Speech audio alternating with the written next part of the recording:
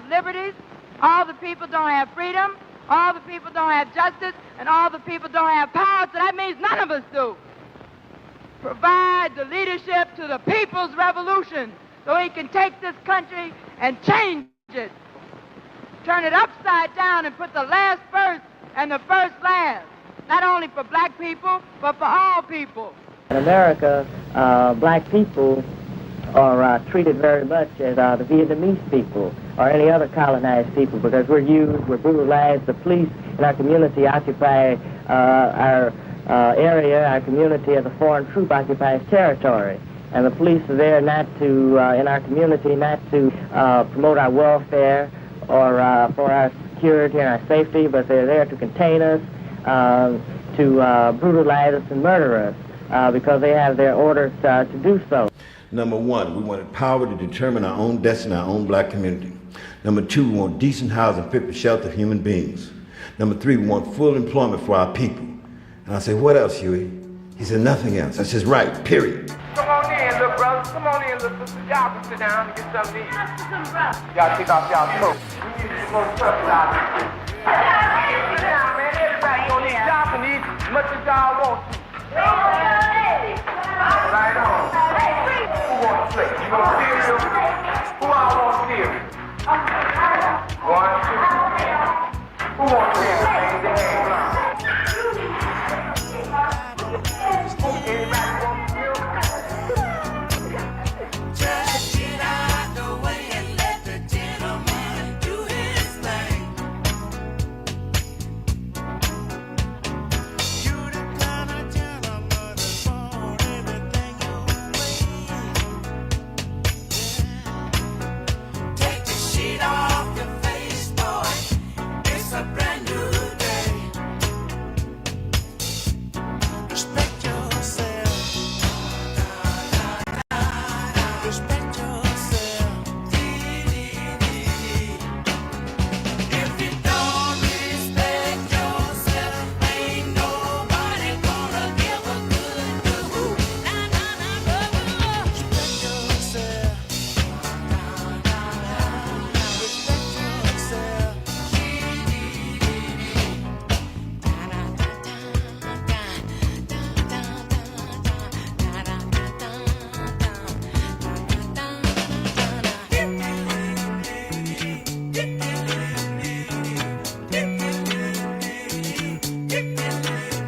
If you're walking around thinking that the world owes you something 'cause you're here, you going out the world backwards like you did when you first come here. Keep talking about the president won't stop air pollution. Put your hand over your mouth when you cough, that'll help the solution. Oh, you curse around when you don't even know their name. No. Then you're dumb enough to think they'll make you a big old man. Yeah, back yourself. Yeah, yourself. If you don't respect yourself, ain't nobody gonna give a good clue. Respect yourself.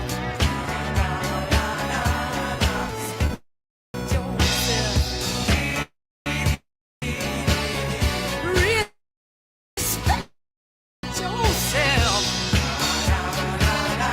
Respect yourself.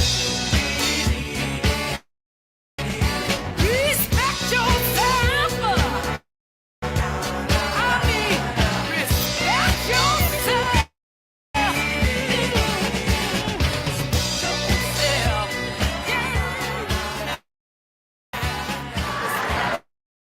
We want full employment for our people, decent housing fit for shelter of human beings. Want an immediate end to police brutality and murder of black people.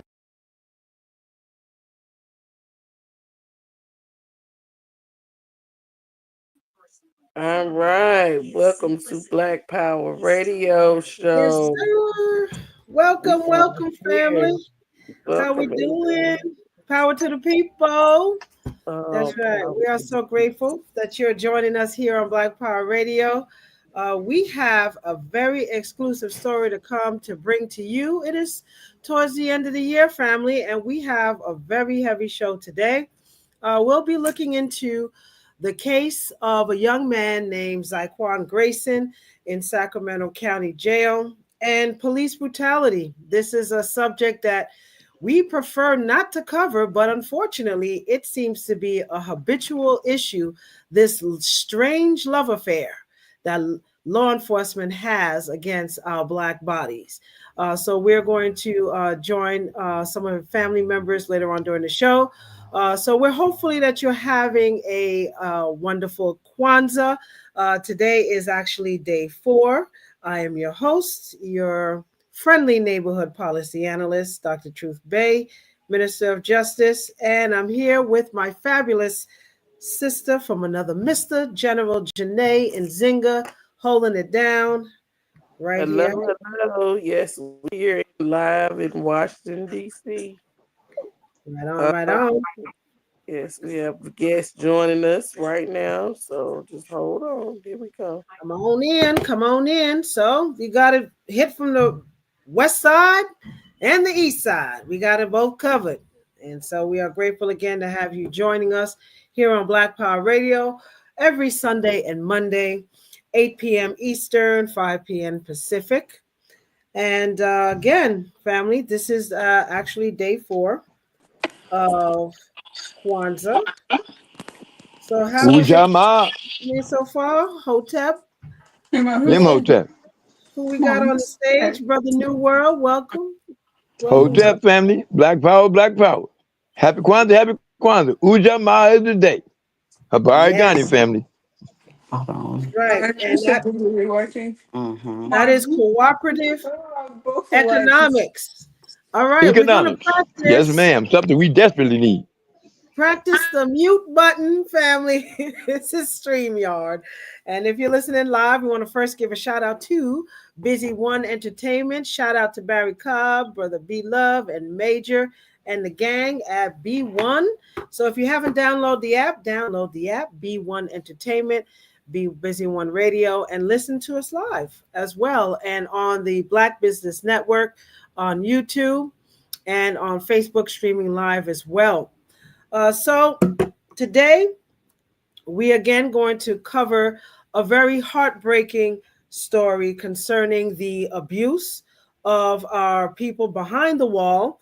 As we know, Mumia Abdul-Jamal has still been incarcerated for over 42 years. He's a prolific journalist, and in Philadelphia, they could care less on how intelligent you are. Matter of fact, you are deemed a threat when you show some sort of recuperation and defensiveness. And so, Mumia, we want to extend our love to you as well. Over 70 years old, and he should have been released. 42 years in behind the wall. We cannot continue to have this, family. So we're going to be covering today on Black Power Radio, again, a specific case of our youth in Sacramento jail. And we do have a couple of guests here with us that's going to tell us the story of Zyquan Grayson, this young man who not only has a nonprofit, the Black Flame Foundation, where he wants to empower Black youth. But again, the justice system doesn't take kindly to our intelligent brothers, our kings, and our sisters that's holding it down in the community. So we are going to take the time to not only highlight his case, but we're requesting, sending a firm warning to law enforcement who think they are continually doing this to our people year after year after year without autonomy. And this is a very serious issue. Malcolm X had said it best back in 1960s. As a matter of fact, let's play that clip in where he's addressing the public concerning police brutality. Let's In order for you and me to devise some kind of method or strategy to offset some of the events or a repetition of the events that have taken place here in Los Angeles recently, we have to go to the root. We have to go to the cause. Dealing with the condition itself is not enough. And it is because of our effort toward getting straight to the root that people oftentimes think we're dealing in hate. We are oppressed. We are exploited. We are downtrodden. We are denied not only civil rights, but even human rights. So the only way we're going to get some of this oppression and exploitation away from us or aside from us is come together against the common enemy. Who taught you to hate the texture of your hair? Who taught you to hate the color of your skin to such extent that you bleach to get like the white man? Who taught you to hate the shape of your nose and the shape of your lips? Who taught you to hate yourself from the top of your head to the soles of your feet? Who taught you to hate your own kind? Who taught you to hate the race that you belong to? So much so that you don't want to be around each other. No, before you come asking Mr. Muhammad, does he teach hate? You should ask yourself, who taught you to hate being what God gave you? And I, for one, as a Muslim, believe that the white man is intelligent enough. If he were made to realize how black people really feel and how fed up we are without that old compromise and sweet talk. Stop sweet talking it. Tell him how you feel. Tell him what kind of hell you've been catching, and let him know that if he's not ready to clean his house up, if he's not ready to clean his house up, he shouldn't have a house. It should catch on fire and burn down. Ooh, well, that fire is burning, I tell you. Injustice, injustice, injustice. How long are we going to tolerate the blatant racist acts towards our black families, towards our sons and daughters, our fathers and our mothers, without any type of recourse? Well, I tell you, the buck stops here, family. Right here on Black Power Radio, we bring you the most informative news from around the world, bringing justice to our people in places where there is no other option but the Panthers. And so we want you to join us today and listen into the horrors of a current case. And we are joining us first and foremost. We have the mother of Zyquan Grayson, Miss Nicole, that's here to join us on the stage. Miss Nicole, welcome to Black Power Radio, and thank you so much for being with us to share your story.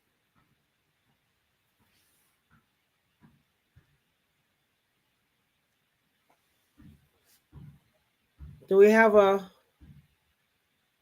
tech issue? You might have to unmute your mic.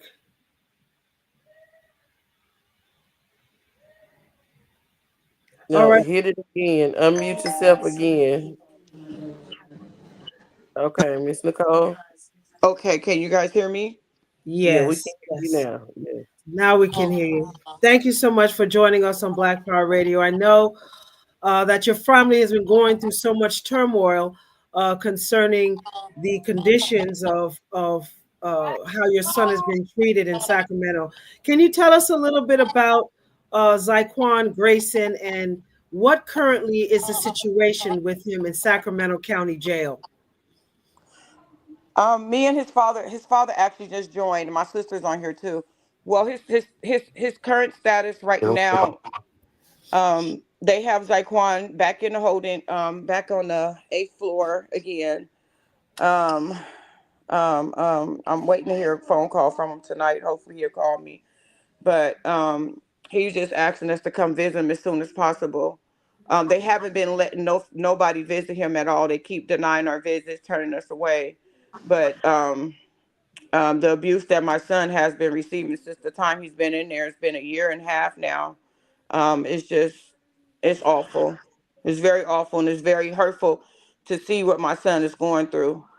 You know, it hurts to see what he's going through. I know what he's going through, having to deal with the racist cops in there that's abusing him, sexually assaulting him, and all type of things. Taking all his food from him, his eyeglasses. I mean, things that he needs. You know, his glasses and just his food, and not giving him a blanket to cover up with, and just leaving him in the cell, you know, without a blanket all day and stuff. It's not okay. Now, can you tell us a little bit on when was he detained? What was the situation behind that, and when was he supposed to be released? He has no release date. There's no release date on Zyquan. He don't even have a bond. We know that the judge, can I speak about that on here? About the judge that denied him his bond was a racist judge? Absolutely. Yeah, we're going to need Okay. some names. That's right. Listen up, Panther family. This is an exclusive, and we need all of us to stand down and stand with the Grayson family at this time. Go The on, Ms. DAs and the judge was also, they got that judge out of there. He's not in there no longer. He's been putting down a lot of black guys. He's been denying them mental health diversion. He's been denying them to even come home off of something that they letting a white guy come home from a week after same thing my son is incarcerated for. This judge is no longer in that department, and so Zyquan put in another thing for him to try to get bond with a new judge, and they said he can't because due to the previous judge, the racist judge that they got out of there denied his bond. So we're dealing with that. My son has been in there over a year and something. He have 2 children. He have a son that he never even seen before. His baby's 7 months. His daughter's just turned 8 years old. He needs to be home with his children and his family. He don't deserve to be up in there. You know, Yes, ma'am. his father is here. Yes, and so we're going to be interviewing and exposing the atrociousness of how Sacramento County, which is the state capital of California, and if we know about the state capital in every state, that's where the real racism begins, because wherever they start in that state capital is accountable and acceptable throughout that state. And so again, thank you for joining us, Father Stephen Grayson. We have an exclusive audio of Zyquan Grayson that we're going to be playing in a few minutes. Thank you again for sharing your story. Mr. Grayson, I know this is a hard ordeal that you're going through. Can you tell us a little bit about the history of what Zyquan is going through at Sacramento County Jail? First of all, I'd like to say thank you for having me. And Zyquan, he went up in that county jail, a place that I've been, my father's been. You know, the Grayson name is known in the system because generations of us have been locked up in there. So, you know, my experience in there was pretty much no different than his. I had no one to reach out to with the abuse that I suffered. I suffered it firsthand. I done been stomped down and beat down and let out of the back door of the county jail by the police. You know, so I know how they operate. I didn't been up in there and had to sleep. I just a year and a half ago, I got arrested for a DUI, and they had me in a cell, sleeping on the floor. The whole room was covered in feces, and I'm disabled. They wouldn't even give me a mattress. They told me, "Don't bring your black ass to jail if you don't like the accommodations here." And I was only in there for 3 days. And I never got a blanket. I never got a mattress. I never got none of the accommodations. And it was 3 dudes in a 2-man cell. And I was the one that had to sleep on the floor. Wow. These are crimes against humanity. Call them what they are. We are certainly heartbroken to hear this, but this is one of the reasons why right here on Black Power Radio that we must expose these slave catchers. And if we know the history of law enforcement family, that's who they were slave catchers. Their job was elected. They were honorable. positions back in the late 1700s in the communities of where they were chosen by their neighborhoods to literally catch runaway slaves, or not even runaway slaves, just black people walking down the road minding their business. They could be free. They don't even have to be belonging to a plantation, which would have been rare. But if they were caught walking down the road, they were able, these elected slave catchers would ask them, where are your papers? And if they did not have their papers on them, they were scooped up and brought to the nearest plantation with no questions asked. That was the history of law enforcement. And when slavery ended in the 1850s, those slave catchers no longer had a job to do. And guess what they morphed into? The police department, right there in Pittsburgh, right there in New York. Those were the first official police departments on the United States soil. And then the level up is the sheriff. The sheriff is where most of the black deaths occur, is through the county law enforcement. They are the deadliest, the most disgusting and filthy behavior comes from the sheriff's department. We have zero love for these law enforcement. And next step up would be California, will be state, will be highway patrol. So between these entities, they are no friend to the black man and black woman. And so we're going to call them out as they see it. Without further ado, absolutely, sir. Yes. You know, Sacramento has been getting away with this so long that As they everywhere. train these new cops that come in here, these rookies, they train them on how to treat you. And these dudes follow through. They gun ho with it. You know, they don't care if they see a man my age. To them, I'm just another black ass criminal. You know what I mean? They don't Yes, sir. care what you in there for. They just look, they judge you by what they see and what they've been taught. So they don't feel like what they're doing is wrong. That's why my son is getting done the way he's getting done, because he advocates for himself. He is not going to let them just do him like that without, he going to take the ass whooping and everything that come along with it, but he's going to be heard. And they don't like that. They want you to cower down. They want you to bow down. They want to demasculate you. You know, Break they want to you. dehumanize you. And you know what? This is what they do. And you know, just me, I walked in there to see how my son was doing. The lady was so, when I gave her my ID and she looked up my name, her whole get down changed. She Wow. had the whole crew come out, and they physically pushed me out the door because I wasn't really willing to leave. But once I seen they called up a goon squad, I took my time leaving, but I was talking shit all the way out the door. And they pushing me out the door and told me if I came back in there for any reason that I was going to stay. Look at that. And they do this with autonomy, family. That's why we have to, as a community, say enough is enough. Enough is enough. Right before we Legalize racist lynch mobs. We're going to listen to the actual testimony of Zyquan Grayson from Behind the Wall in a few minutes. Right before we introduce our hosts with the most, we got our national chairman, Sheikh Imam Akbar, here with us. And again, thank you for tuning in and joining us on here on Black Power Radio.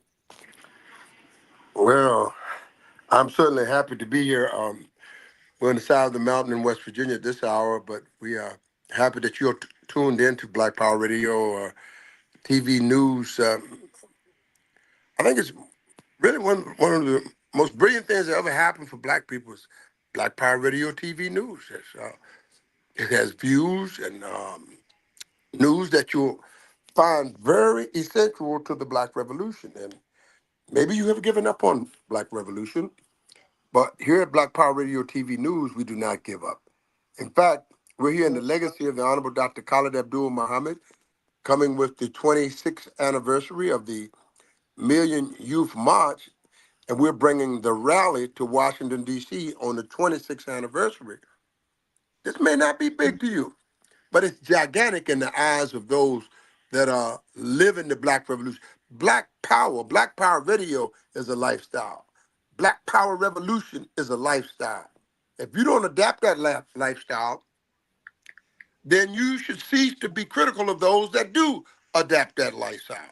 That lifestyle has projected me around the country, around the world, and but helping the Black man, woman, and child. Currently, we're on to stop the abuse of the Black woman, especially here in Washington, D.C., because they are being abused at hospitals. Our Black woman, the mother that born the new leadership for our nation, is being abused in these shelters, being abused in the group homes, being abused in the jailhouse, being abused in our own house, at the White House, the outhouse, and every house you can imagine in between. It's like open season on the Black woman. So we're closing the hunting season on the Black woman. If the Black woman would just agree and accept to join on and team up with the Black man and the righteous company against the wicked, has nothing to do with Whitey on the moon and his politics, nothing to do with corporate business, how many cryptocurrencies you can put together with your Bitcoins, but it has to do with a certain form of unity in this, the Unguzu Saba, right? Hubaragani knew. What's the answer for today? Hubaragani. Anybody live out there? Baragani. Yes, yes. Hubaragani. Collective unity. Ujima. Ujama. No, Ujamaa. Ujamaa. UJA. Collective work in economics. Ujamaa. The collective work and the responsibility is cooperative bringing your money economics to the table for the Black Revolution. Molana was, Karinga was making, there's 1,000 controversies out on, well, I started Kwanzaa. No, we started Kwanzaa over here for real. Now, Kwanzaa really was with this guy over there. But I'm so glad it came through in a visible reality throughout these American communities. This makes a gigantic difference every year. You don't have to go to Whitey's on the Moons and them Christmas. You can go to 7 days of Kwanzaa and get it right. You ain't even got to do the whole thing. Just get one near. Just get a purpose in life. Get near. Get the unity. Do Umoja. They got the whole Republic of New Africa run on Umoja only. They didn't take 7 Unguzu Saba, 7 principles. They took one. The Mod got 140 some odd principles. You don't have to do all of them. Reciprocity. Use one of them. But you don't want to grab one ancestor, one principle from the Nguzu Saba, one principle of Kwanzaa, one principle from Dr. Frederick Douglass, borrow one from Marcus Mosiah Garvey, one from Elijah Muhammad, one from Marcus Mosiah Garvey, one from Fannie Lou Hamer, one from our beloved sister Ella Baker, one from Barbara Jordan. You don't want to grab nothing from the ancestors because you've been made lazy by your open enemy. But once you get your energy and your family value system in place, you'll start energizing for Black Revolution. You'll see Whitey on the Moon has nothing to offer you at this hour. So that is just one concept on why Black Power Radio is important. Because it saves you from going to soccer practice. If you want to go to soccer mom practice, you say, well, I'm going to sacrifice my soccer mom practice and start listening to Black Power Radio. And it saves you from going to the Tiger Woods, although you could have got, as you know, you could have got a green jacket tonight if you went down there with Tiger Woods and his crew and went on into Augusta, South Carolina, land in Augusta, Georgia, and hit you a hole in one, and you could have got a green jacket at the Tiger Woods Open and Tiger Woods tournaments tonight. But instead, you tuned into Black Power Radio, and we so damn glad you're here. We're over there. That right, big warriors in the house. Got Dr. Critical Race Truth Bed out. Got Sister Janae in the You got a lineup like that? Oh, my. I'm so happy to be here. I could jump for joy, but I'm going to sit right down and enjoy I'm popping the up at Black Sister Power Radio. Janine. Take it to the max. Know that you're prisoners. Your men are being abused as well. As Brother Jaquan is behind the walls in Sacramento, but likewise then behind the walls of LA jail. You know, Joshua's down there in the jail.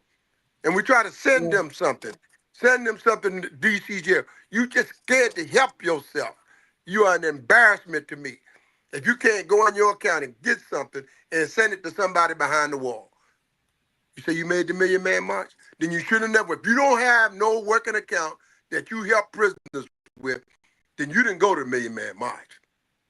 If you're not out here standing to protect your woman and stopping White in the Moon and these Negroes from calling her a bitch and a hoe, if you're not standing to protect your black woman, you didn't go to Million Man March.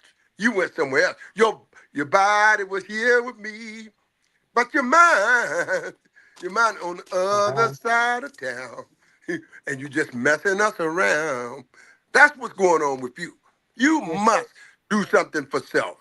If you didn't adopt, if you don't even have a pen pal in the prison, you're not on your revolution. The Honorable Minister Louis Farrakhan left a very clear footprint in the same clear instruction and Negroes. Who that Million Man March, man? What that mean? All right, so we're about to. Here with me. We're about to play a video. It's on the other side of town. So get your mind right, get it tight, get in with the Million Youth March, organize with us to save our women from being abused and neglected in these open institutions, from the hospital to the shelters to the group homes, etc., jail houses. Let's protect our black women under these circumstances of interacting with the U.S. government. And I'm telling you now, if you don't stand and adopt a prisoner, you're not a real black revolutionary. I land my plane on the facts of life and the facts as I know them to be. And I thank you so much for allowing me to say just a few syllables about the Million Youth March. Assalamu alaikum and Black Power. Black Power and a strong black revolution for every black man, woman, and child. My. Black Power. Black Power. So thank you again for joining us here on Black Power Radio. Now we're going to play the exclusive audio of our beloved Zyquan Grayson behind the walls of Sacramento County Jail. Please cue the video. Start the conversation now. 7/23/1996, 386-4769, Sharon. All right. My name is Zyquan S. Grayson. I am in Sacramento County Main Jail, and I am a CEO of a nonprofit organization called the Black Flame Foundation. I am an advocate, and I am being deprived of every basic necessity and human necessities you can think of: soap, toilet paper, food, medical, mental health attention. I have been told by officers, because I'm black and because they're officers, they can get away with oppressing me, retaliating against me, and depriving me of basic necessities as, soap, toilet paper, showers, recreational time out of my cell, medical attention, food, and things of that nature. They have isolated me for over 3 or 4 months for advocating and protesting, for my rights. They have subjected me to living in cells with human feces and flies and pee all over the living areas that we're subjected to live in. I was sick for months, throwing up, losing weight. They did nothing to accommodate me. They did nothing to clean the living conditions that we were being subjected to. They didn't call hazmat out. They didn't cover our food. We were forced to literally eat human feces and things that were on our tray slots and on our phones. I literally walked out of the cell one day and used the phone and had human feces on my face. As of right now, I have a civil lawsuit on Sacramento County Jail, and since my civil lawsuit has been progressing, I have been isolated from human contact, my family, and just everything you can think of. I have been tormented and tortured in here. I had actually tried to kill myself over 150 times due to some of the things that they have subjected me to while being in here. And the mental health representatives, the officers are all working together to isolate me from the general population because they say that I'm too proactive in regards to advocating for myself and the inmate population population, especially the black inmate population, because we're so excessively and targeted and discriminated against in here in every form and fashion. I have ate and starved with people in here, split my last apple with these people because some of the things that they're starving us, they're literally stopping us from having extra food and even going shopping for hygiene, buying basic necessities that we're supposed to legally be able to have.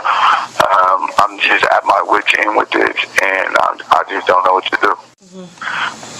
As of right now, they're telling me that I'm waiting for my mental health or my racial justice act to either be approved or denied on the 19th of this month, which is on Thursday. But until then, the officers and the institution has been, they have excessified, their just oppression. They have me in a hole for absolutely no reason, things that I'm not doing. They're fabricating documentations. I have literally them on body camera telling me that the reason why they're writing me up for things is just that they just don't like me and they can get away with it. And I have no advocacy and nobody to protect me. They're telling me this in my face. This is not something that I'm fabricating or anything. They're reading my legal mail and legal documentations. They have took every form of communication devices away from me, so I'm not able to articulate to outside sources and family members what they're in here doing to me. And it's just, they proceeded to strip me out. They stripped me pretty much to nude and told me some very interesting things. They stripped me to the nude and they asked me to squat and cough. I squatted and coughed the first time, but the second time they asked me, I just felt like it was very excessive, and there's 8 officers in there with their body cameras on and the CCTV camera on. So there's no way I was going to squat and cough for these people again on camera when obviously there's almost 20 eyes in here. You can see I obviously don't have anything. So I refused to squat and cough for them the second time.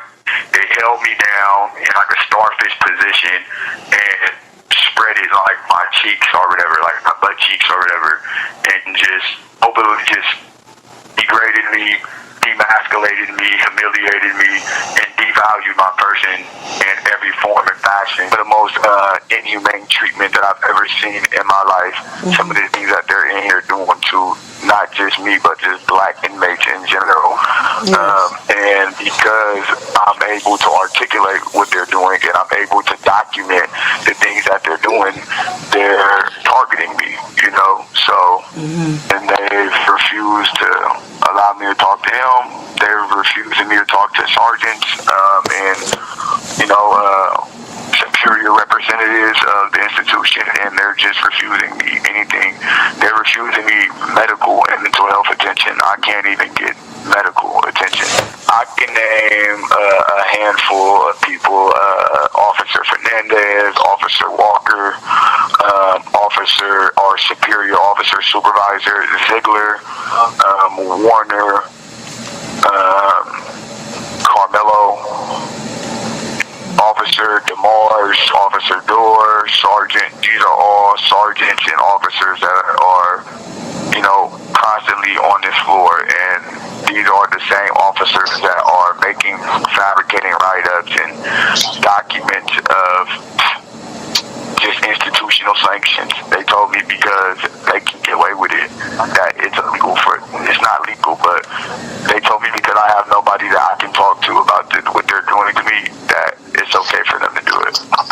And I'm very, well-versed and very well-educated in regards to the domestic, grievances and things that I'm allowed to, use. They're even sanctioning me from writing grievances. They're telling me that I'm a habitual griever, so I can't write no more grievances. They're even going as far as saying that on documentations on black and white that the grievances that I'm writing about these officers threatening my life and depriving me of basic human necessities are comical.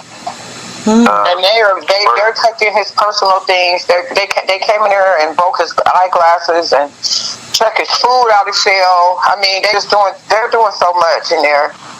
They came in my cell and broke my eyeglasses. They took both of my knee braces that I need for my knees to keep me supported in this institution. They took shoes that I wear that supports me while I walk, because I actually fell down these stairs in here because they refused to take me down to the medical floor. So when I was on crutches, I fell down the stairs and tore my meniscus in my knee. So now I have permanent damage in my right knee that is going to be like this for the rest of my life because they refuse to accommodate me basic ADA necessities.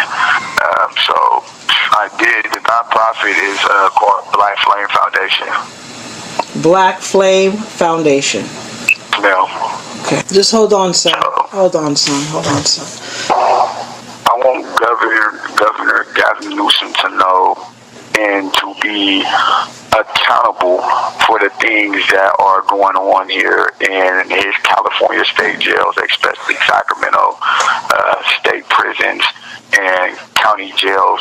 The deaths, the oppression, the retaliation, the overdoses, the hypocrisy, the double standard, and this judicial system. I want him to understand and to know, and for him to acknowledge that these things are going on. I want him to be accountable. I want transparency. I want deliverance, and I want him to understand that the lies that he's breaking and that he's a part of indirectly destroying are destroying the children's lives as well that depend on these individuals' lives who he's compromising by not being attentive, by not acknowledging these people's struggles, by not accommodating these people relief and transparency and understanding and actual justice. I want him to know that. Okay. That he needs to take a lot more accountability about what's going on in his state and what's going on with the people that are being subjected to this type of discrimination, this type of oppression, this type of biasness, this type of prisoner of war living conditions in 2024. It's unacceptable. You have 1 minute left. Let's pray right now. Yeshua, Heavenly Father, we ask you right now, please, Father, we ask you right now for victory, protection over Zyquan's, protection for your servant, Father. We ask you right now, you see what he's going through and you see he's in there. I ask, Father God, for the strength to endure hard times and trials and tribulations for the greater good of not just myself and my family, but the next black and brown children growing up in this type of oppression, this type of bigotry, this type of hypocrisy. And 2024, I pray for deliverance and grace and just unconditional love. Thank you for using Securus. Goodbye.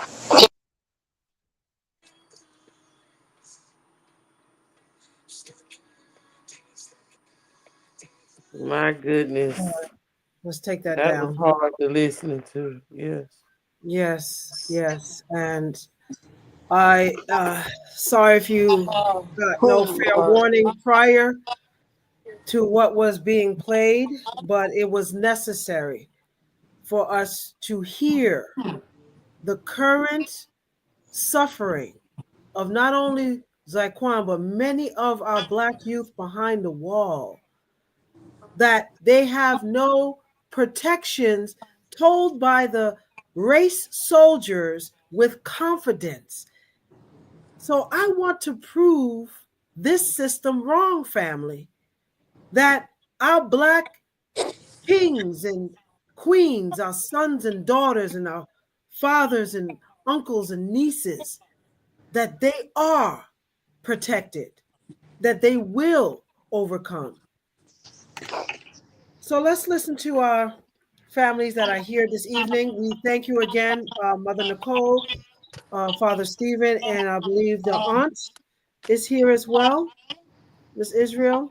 Can you tell us a little bit about what you just heard? What do you want the public to know about Zyquan? Daquan is a good kid, you know. He made some mistakes, like we all have. But this dude has had the roughest road that I have ever seen any one individual go through in jail. I mean, he had it way worse than I ever thought I could. The things that he's going through now, the things that he's been through, how they have just kept him locked up. No, he's been locked up for well over a year.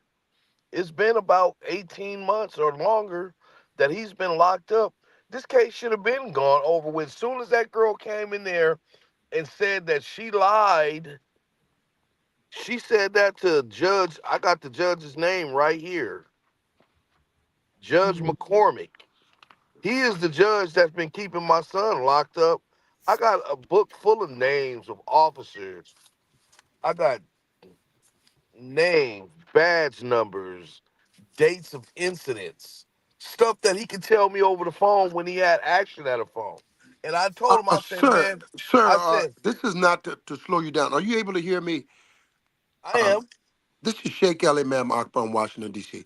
There's something vitally important that I left out. You had to be white on the moon. If you didn't miss the execution, the corrections officers in New York tortured this man to death in New York. So it shows you what all of these institutions from New York to California, how they feel about him. Am I right or wrong, sir? You're correct. And I just want to get the energy up in the room because I think I saw somebody look like he was lunching or something, and it looked like he was using his pencil the wrong way, they're peeling and he was plucking his nose. Another guy. I just wanted to get your full and undivided attention what this man is trying to tell you, that all of these institutions are exactly and precisely the same. I was a chaplain in this system 50 years across America. I didn't miss a state and didn't miss an institution. So please give this brother your undivided attention. He's trying to save his son who's living. Then it killed a man in New York, killed a boy in the subway in New York. Wake up, brother and sister, and listen to what this brother's saying to you. My. You know, even though we're out here in the free world, we don't get treated with any more dignity and respect than our children that are in these institutions. We don't have a voice as far as they're concerned. And just like they told me, if you come back in here, we're going to lock your black ass up. And you can be in there with your son and you guys can talk all you want. Like, that shit was funny to me. And I was going in there with care and concern for the welfare of my son. And you know what? I don't know where this is going to end, but I know this is a beginning that we didn't have in the past. We didn't know what to do. We asked each other, y'all, what we going to do? What we going to do? You know, how are we going to deal with this? How are we going to save him and other kids like him that are stuck in the system and they're getting persecuted just because they won't obey, just because they won't bow down, just because they won't break or fold? You know, why is it that only our kids are the ones that have to bend, break, and fold? Or they get locked away, they get locked up, and then the key get thrown away, and they getting twice as much time as other kids of this same, that's committing the same crimes of another race. Sacramento County Jail ain't full of white kids. It ain't full of Asians. Right. Black kids is dominating and occupying these institutions. And they are the grease that keeps this machine going. And that's how they want it. Just like I said, I got a DUI and I wasn't even driving. And I got took it to trial and lost. How the hell you lose a DUI? How the hell you get a DUI and you're not even driving? Oh, they don't need a reason. That's how, and I took it to trial and I still lost. So I don't have any confidence in the courts. I don't have any confidence in these fake ass attorneys, these public pretenders, you know? And we like, damn, where's all our black lawyers that's gonna fight for us? Them niggas is scared too. They scared to go against the grain.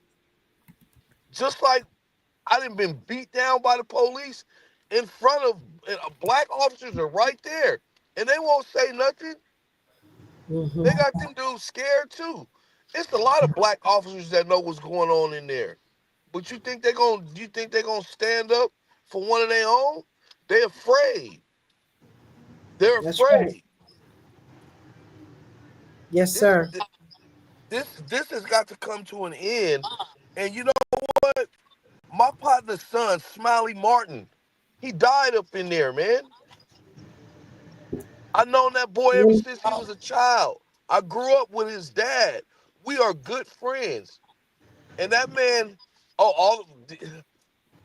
they think that the dope is getting up in them jailhouses through inmates and stuff. No, no, no. You got free staff. You got other people that's benefiting from what's going on up in there. And these kids and these young men are the victims of it. That's You know? right. And I want to reiterate the 13th Amendment.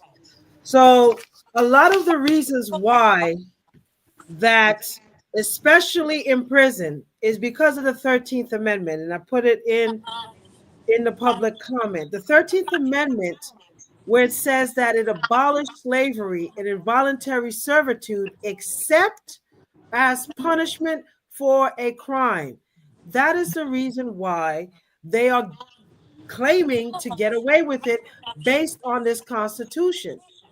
This Constitution, that is supposed to be the supreme law of the land, does not and has never applied to us.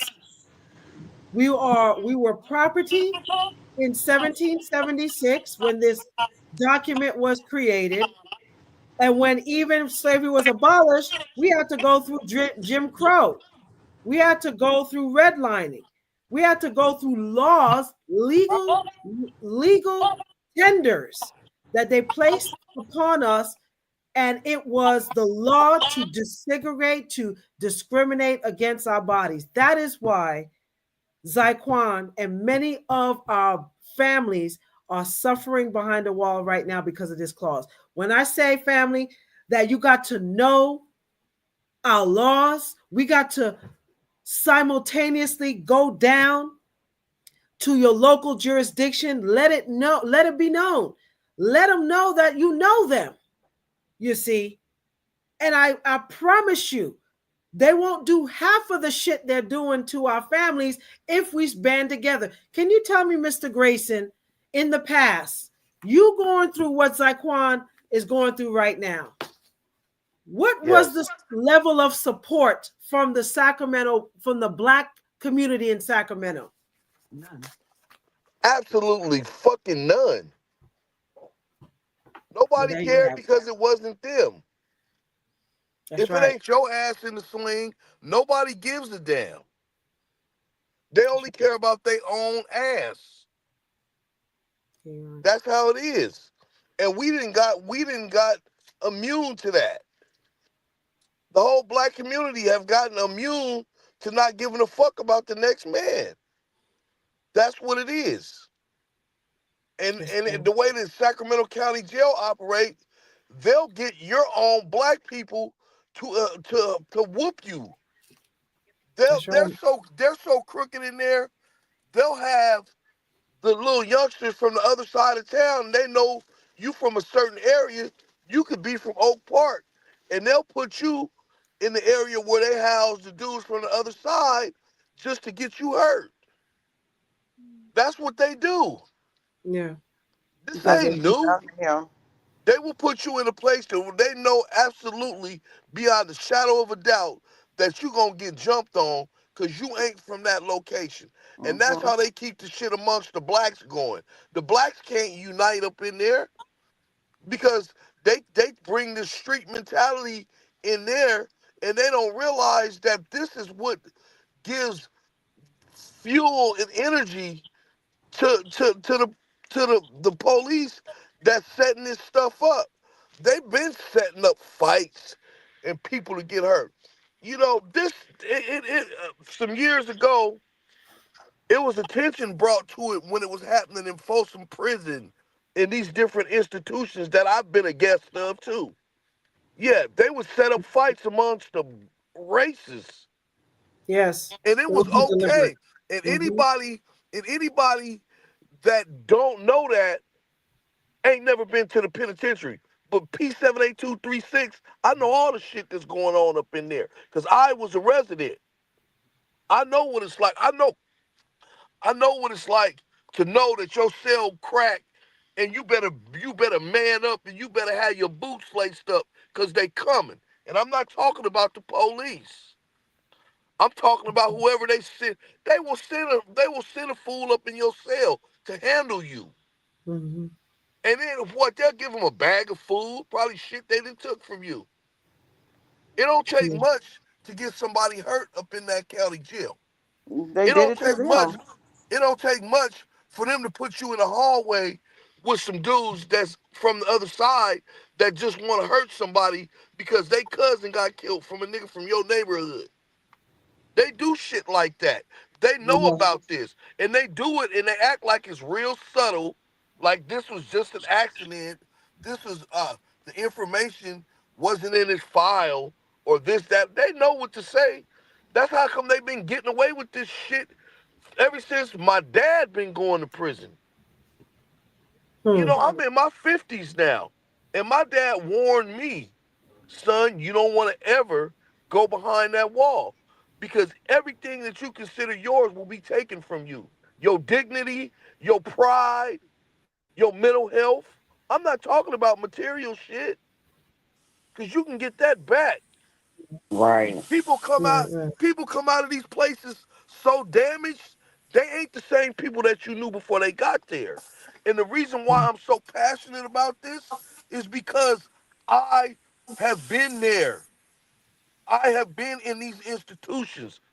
And you Right. know, some of the shit is so humiliating and embarrassing. My son, I gotta tip my hat to him because I couldn't Yeah. share some of the things that I've been through as openly as my son did. So I admire him for being as courageous as he is. I love him, man. That's my son. That's my son. That's my friend. We have a wonderful relationship. That boy is close to me, you know? And Yeah. for I can't even communicate. They make for damn sure that my son ain't able to reach out to me.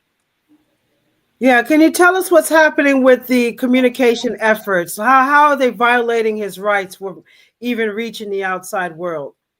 He has no way to do it.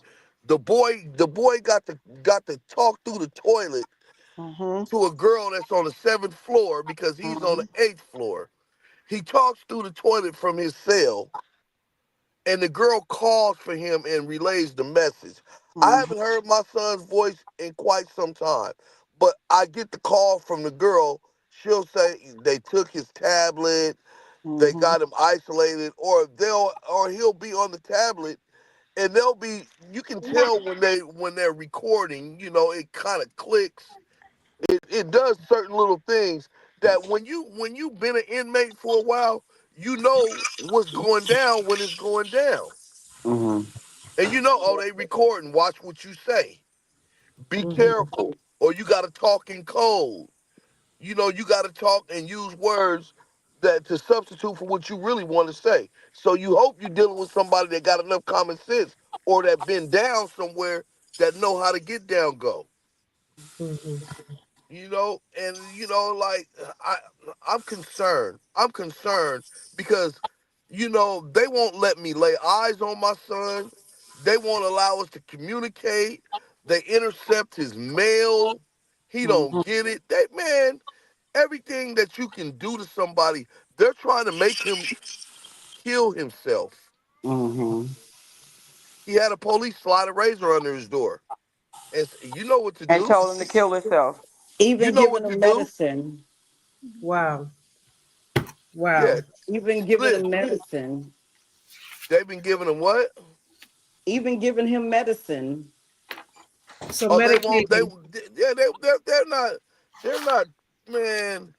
They're not giving him what he needs and making sure his medicine and he's taking his medicine. They're not doing none of that. Nope. They may say what they're doing, But man, them is the Sacramento police. How is it that these cameras can go inside these damn jails and make? I see Sacramento police on TV every day. They make it Mhm. seem like that shit is a vacation place. Like they really care about what's going on. That shit is full of shit. What you see is not what's really going on in that place. Exactly. That is all fake. That is all fake. They're out in the farm milking cows. You ain't gonna see no black people getting them jobs. They ain't finna give nobody that's black no job that's worth a damn. Mm-hmm. They're gonna keep you Right. isolated. They're gonna keep you locked down. They're gonna minimize your movement. It's a lot of shit, man. It's a lot of petty shit that people overlook that means Racism. something when you behind that wall. Yes, sir. And Yes, sir. when you deprived of, all right, y'all want us to work, but you want to give us the bullshit ass jobs. You want to put us in the kitchen, you want to put us in the laundry, but we can't go out on the range and work with the livestock. We can't go building no buildings to make ourselves employable when we leave this place. They only give that shit to the white boys. Or Yeah. Mexican. All the time. All the But time. my We are. son, Yes, ma'am. Zaquan said they've been, well, he kept some of it in a napkin. He said hopefully he'll still, I don't know if he has it now because they moved him back to the 8th floor, but he noticed they have been giving him a blueberry muffin and it had worms and magnets in it, and so he took it and he kept some of it in the napkin so he can show it when he goes to court on the 7th. So I'm hoping he still has it, but I'm gonna bring it up. I haven't seen my son in 2 3 months, and the only time we get the chance to see my son is when we go to court for him. Right. And so January 7th is his next hearing. And we are requesting the Sacramento community for once to uh, put your balls in check. Whatever you need to do to actually stand up for something. It's going on too long, not only in Sacramento, but it's everywhere, USA. We got to check each other when we are not consistent in actual Black power for our people.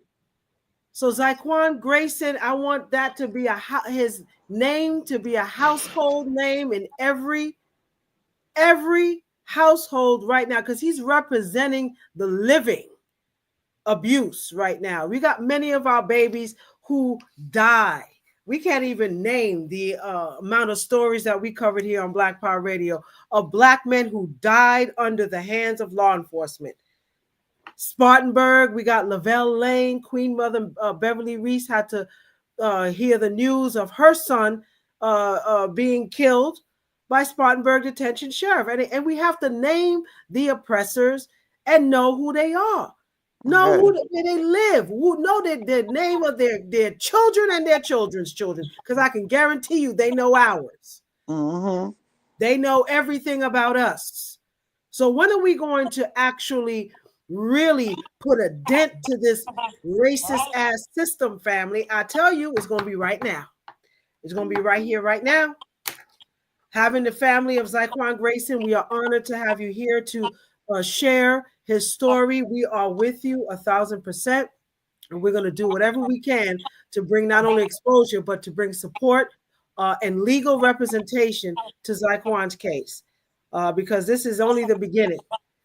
Now we have our one of our family members, Auntie Shamira, that's with us as well. Would you like to chime on your nephew? And thank you for coming on Black Power Radio. Oh, you're so welcome. It's just like he's been going through hell. I've been hearing about it, and my daughter has a similar situation in 2021. Um, she had a mental breakdown. I think she can explain it to you guys better than me. I had lost myself mentally, and so I had called the police for a shelter. And when the police pulled over, they asked me why did I call them in the first place, and I told them I was looking for a shelter. They threw me in the car, arrested me, and then they looked up. They didn't have no reason to arrest me. They looked up and they seen that it was a missing report on my case. They took a while to take me to the station. Once we got to the station, I asked, "Are we going into the station?" The officer didn't say nothing. He pulled me out of the car and slammed me on the ground and put his foot in my back. And there was no reason for that. I wasn't hostile towards him or nothing. I never spoke about it because at that time I was still going through things mentally. But once I started to realize what had happened to me, and I never warned, and I never even got a charge for battery on assault on the officer. I never was belligerent.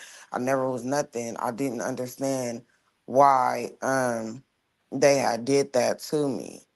But another situation, I was in jail in Sacramento jail. This was last year, and I was only there for a warrant. Their systems were down and so messed up that I was there over my time, and a public defender had to call in and put a letter in for them to release me.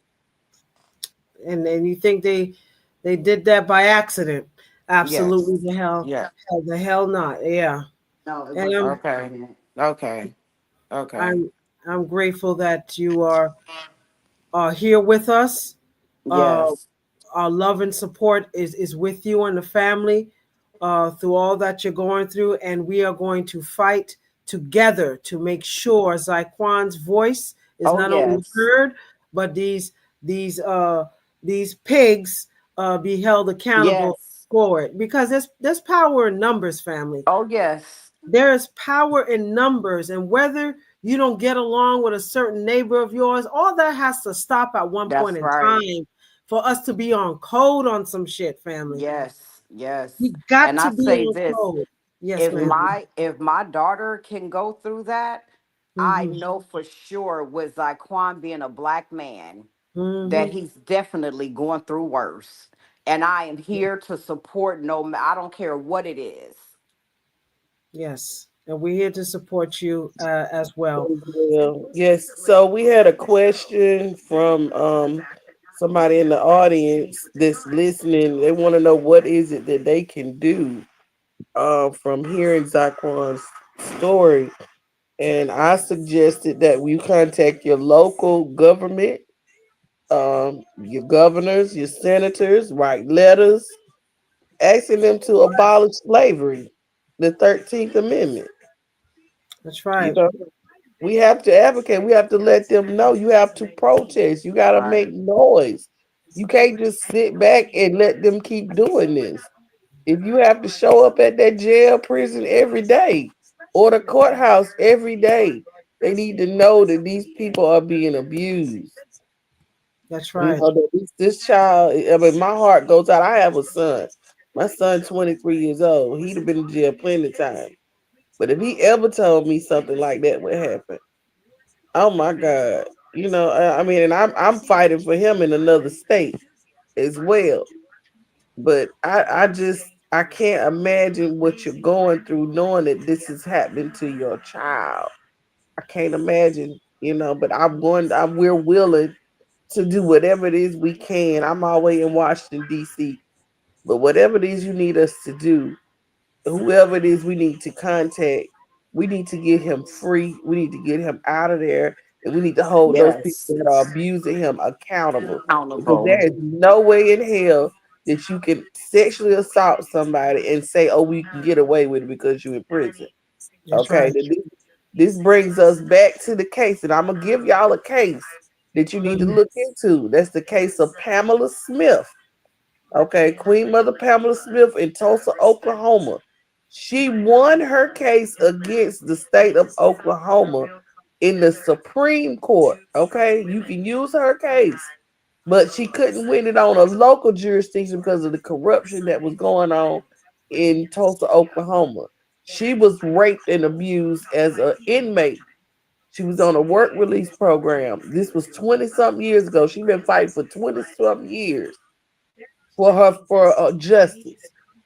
They offered her money to keep quiet. They kept her from getting her case seen in court and everything. So, like I said, everything we've been doing here on Black Power Radio It's all tied back into the case of Queen Mother Pamela Smith, who won her case.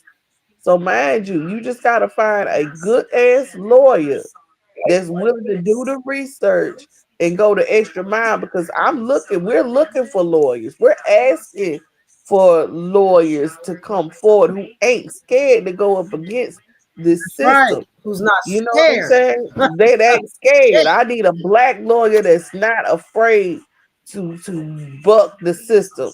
Because I'm from That part. Spartanburg, South Carolina, where we know for sure that they are raping, abusing, and murdering. They murdering people in the prison system, and they are getting away with it.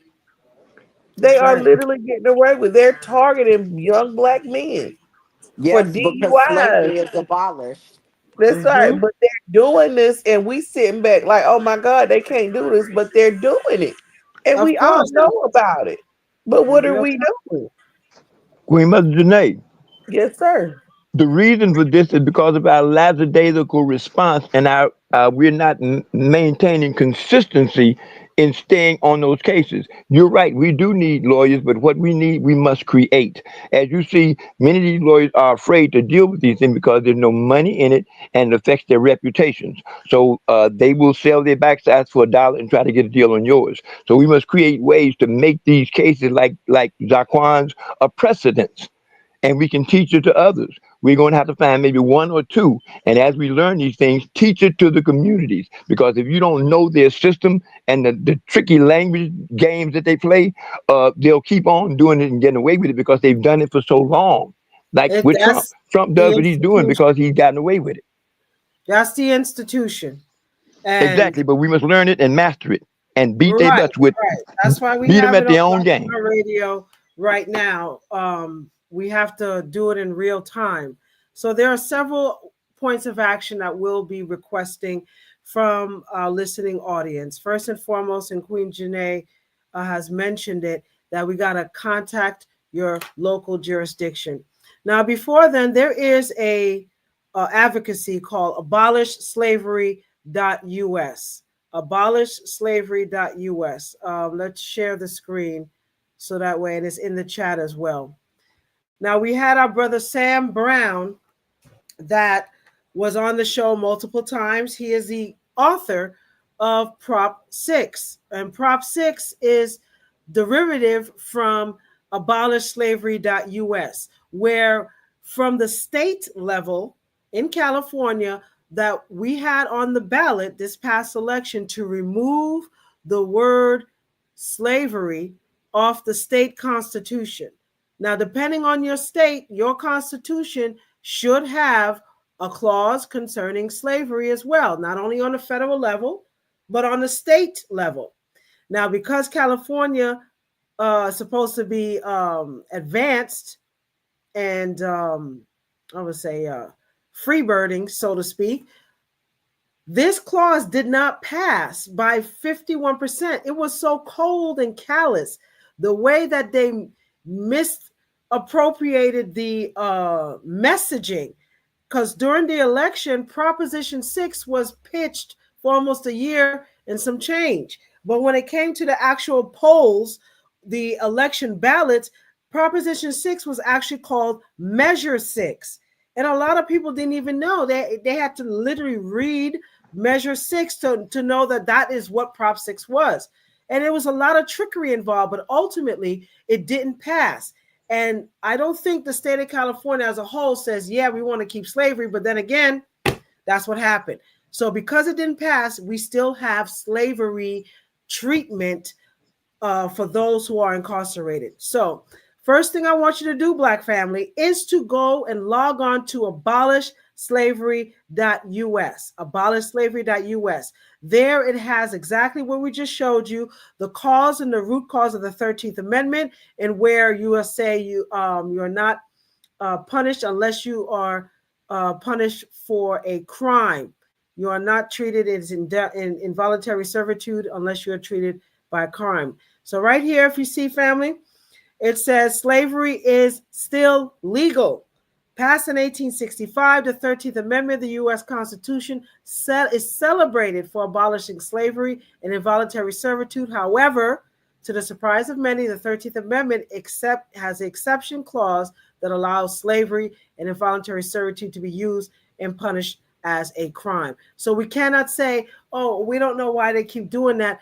They tell you every day, we will beat your ass. We will take away your rights because you are behind the wall. The Constitution of the law of the land gives us that right to treat you like an animal, black man, black woman. So we can't walk around holier than thou.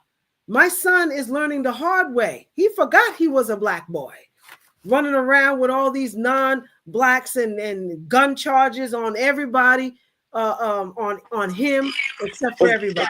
That's what's happening right now. It's because we are royalty and they know who we are. We are the chosen people. That's right. A royal of the priesthood, Bible. a holy nation. That's right. it.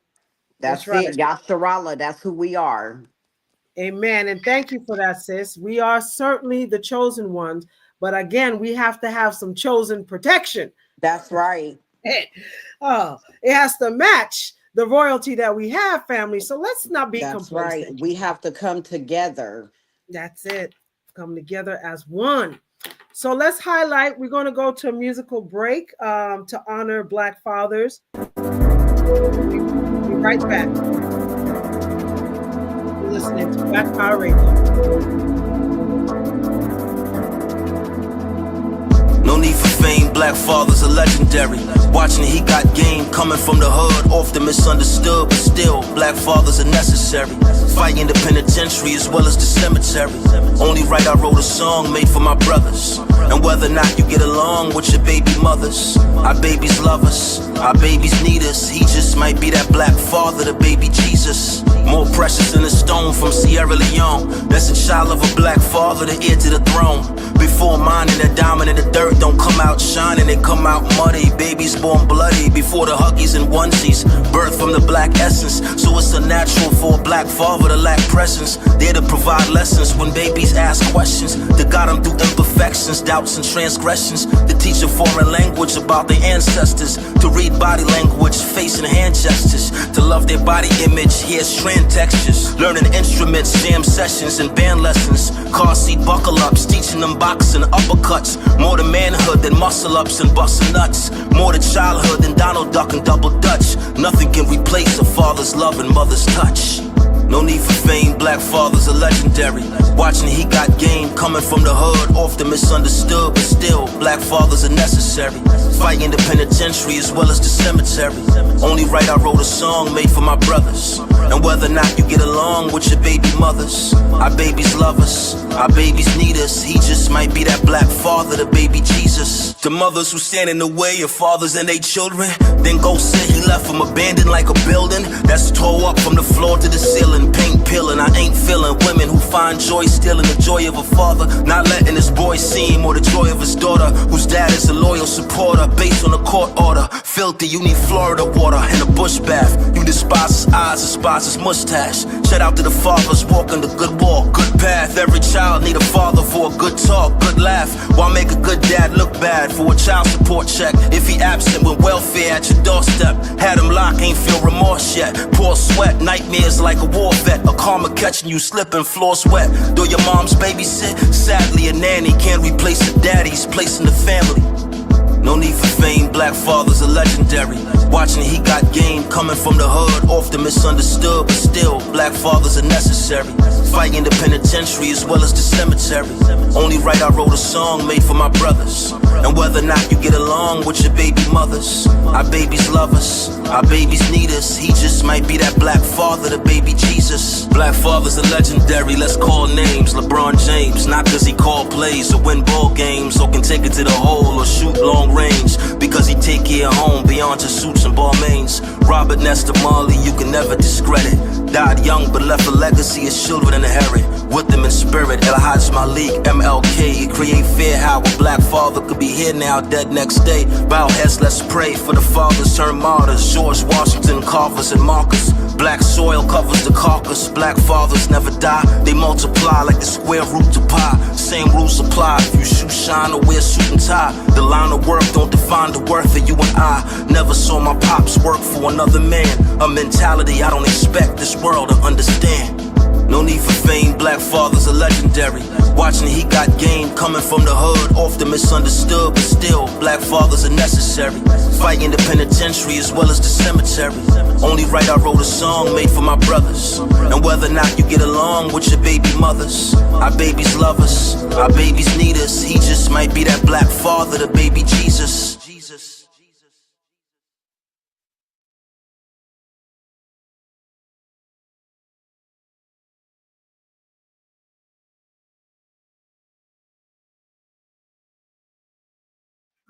Right on. Thank you so much. That was Messiah Ramkinson dedicating song to honor our black fathers and our black mothers as well, holding it down. It takes a village to raise our black children. And so we again thank you for joining us here on Black Power Radio. We are unveiling the horrific abuse in Sacramento County Jail to one beloved, Zyquan Grayson, who echoes the similar treatment of many, many of our loved ones going through these issues, past, present, and damn sure, hopefully not the future. So we have to really band together with some solutions. So I'm your co-host, Dr. Truth Bay, your friendly neighborhood policy analyst, and I'm here with my co-host, Queen Janae. And we got our sisters on the line as well. Sister Queen, Kayla from DC, Ibiza, and our host, National Sheikh Imam Akbar, our national chairman. So today is the fourth day of Kwanzaa, and it's supposed to be cooperative, collective cooperativeness. And as we finish the last few days of Kwanzaa, we're going to run down the first four days as well. We want to say thank you to the Zyquan family, the Grayson family, for being here to share their story. One of the things that we are going to show you is exactly the people responsible, at least on a California level, that is responsible for the abuse that Zyquan is facing. So again, thank you and welcome to Black Power Radio. Brother Stephen Grayson, Mother Nicole, and Auntie Shamira. Would you like to give any more comments concerning the beautiful spirit of Zyquan and the points of action that you like for the community to take at this time?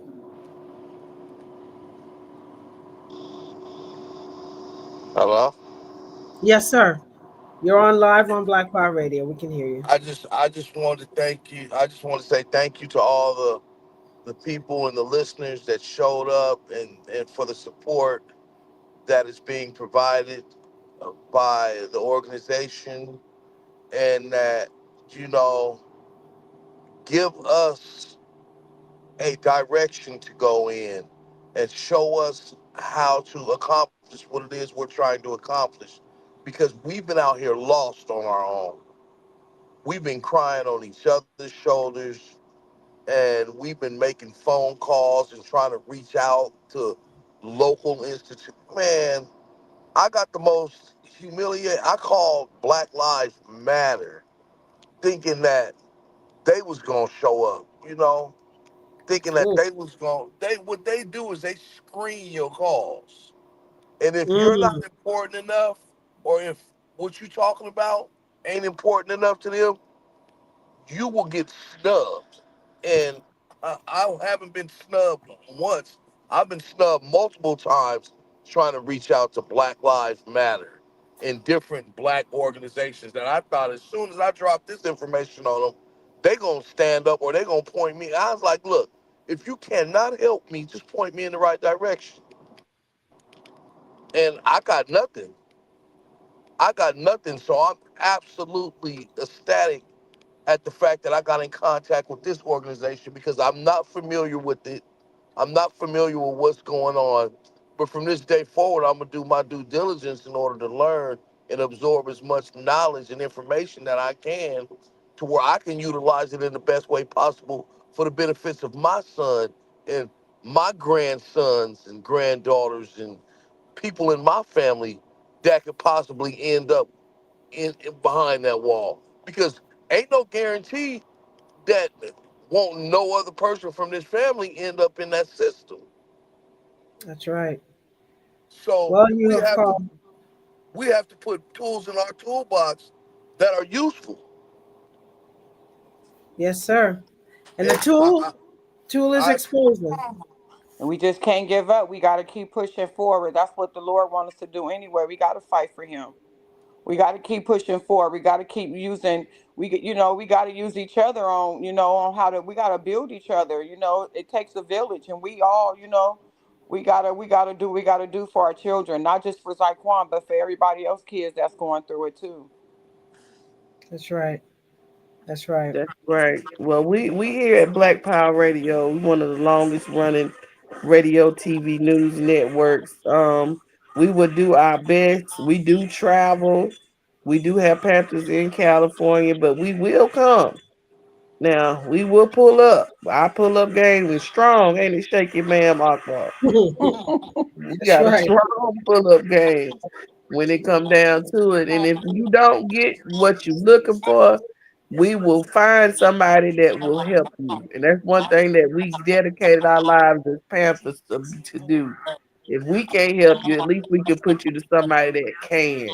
That's why I'm telling you to refer to Queen Mother Pamela Smith in Tulsa, Okay. Oklahoma, and pull her case. She won against you will have to fight. She been fighting 20 years since this happened to her. She was literally raped by a government official on a work release program. She wasn't in the jail, but she was still on work release. And she right. felt like because she was a prisoner, nobody would believe her. This man was raping her every single day, taking advantage Wow. of her while her sister was in the hospital dying. And she had proof, she had DNA proof that this man had had sex with her. He violated her in the most disgusting way and left evidence. And they destroyed the evidence and everything. But she still took all her cases to the Supreme Court and won the case, but could not win on the local level because of the Mhm. corruption that they hid from her. So you Mhm. got to fight on your hands, but you got a young son that knows better. You know what I'm saying? That's probably why they keeping him out of court or Mhm. keeping his case at bay as well. But you got to get somebody. It's got to be one person that ain't scared to go up against the grain to get that boy out of there, Just what they give doing to him him in some the court justice. system, keeping Yeah, him caught up in the court system and keep postponing his. All of that is suspicious. It's like, why are you doing this? When the Right. victim came and admitted she lied, and they was like, "We're not gonna take her testimony. We're going for a conviction." Well, Right. she's Because you sitting have there the law. telling you she lied. Well, and then she married him after the whole fact. now it's too late. Now Uh, he all messed up in this system. That's why these Mhm. young people got to think about what they doing. I tell my son all the time, think about who you getting involved with. That's You right. know, think well, about what you're doing. he thought marrying her was almost like a get out of jail free card. Mm-mm. He was under the assumption, but that just made her more arrogant and more cocky. She felt like she Listen. really like he was a prize animal or something. Like he was a blue ribbon pig or something. Mm. And a lot of Some of these times they women get are into. set up. Yes. Go Some ahead, of Mom. these women are set up to take out our men. I'm just That gonna part. keep it. And listen, some people may not want to hear it. Some people may want to hear it, but some people may know it's the color of your skin. Okay, they know who to target. Mm-hmm. That's right. That's why you got to teach our young people to know who they are, to be respectful. You know, when they get into a relationship, sometimes the toxicity comes out because they both have unrelinquished trauma. But we have to constantly be that positive role model for our young people when they are surrounded by violence and just death and destruction and depression. We can only hope so much. We got to really put that work, which is why I say we have to obtain land, start building these state-of-the-art studios so they can get out the streets, learning institutions, create our own banks, no matter how long it takes, but work towards that one goal so our children could be safe in the spaces that we create. Because we can talk all day, but if we don't own land, if we're not actively trying to snatch back what they stole from us, and we can do it. We can do it. If Harriet Tubman said, yeah, I could free a lot more slaves if they knew that there were slaves, leave those Negroes who are slave-minded, leave them behind. Leave them behind. I love Pookie. I love my Uncle Ray Ray. But we can't deal with nigga shit moving forward in 2025. Because we ain't trying to die with you, sir. In Ratchet Madam. We want to work. That's right. Work with our righteous ones. And there's our black people. We are the most inventive, intelligent beings on this earth. Don't you ever know that. forget. And they know that. But we got to know that even more. That's right. Within ourselves. Yes, ma'am. Yes, ma'am.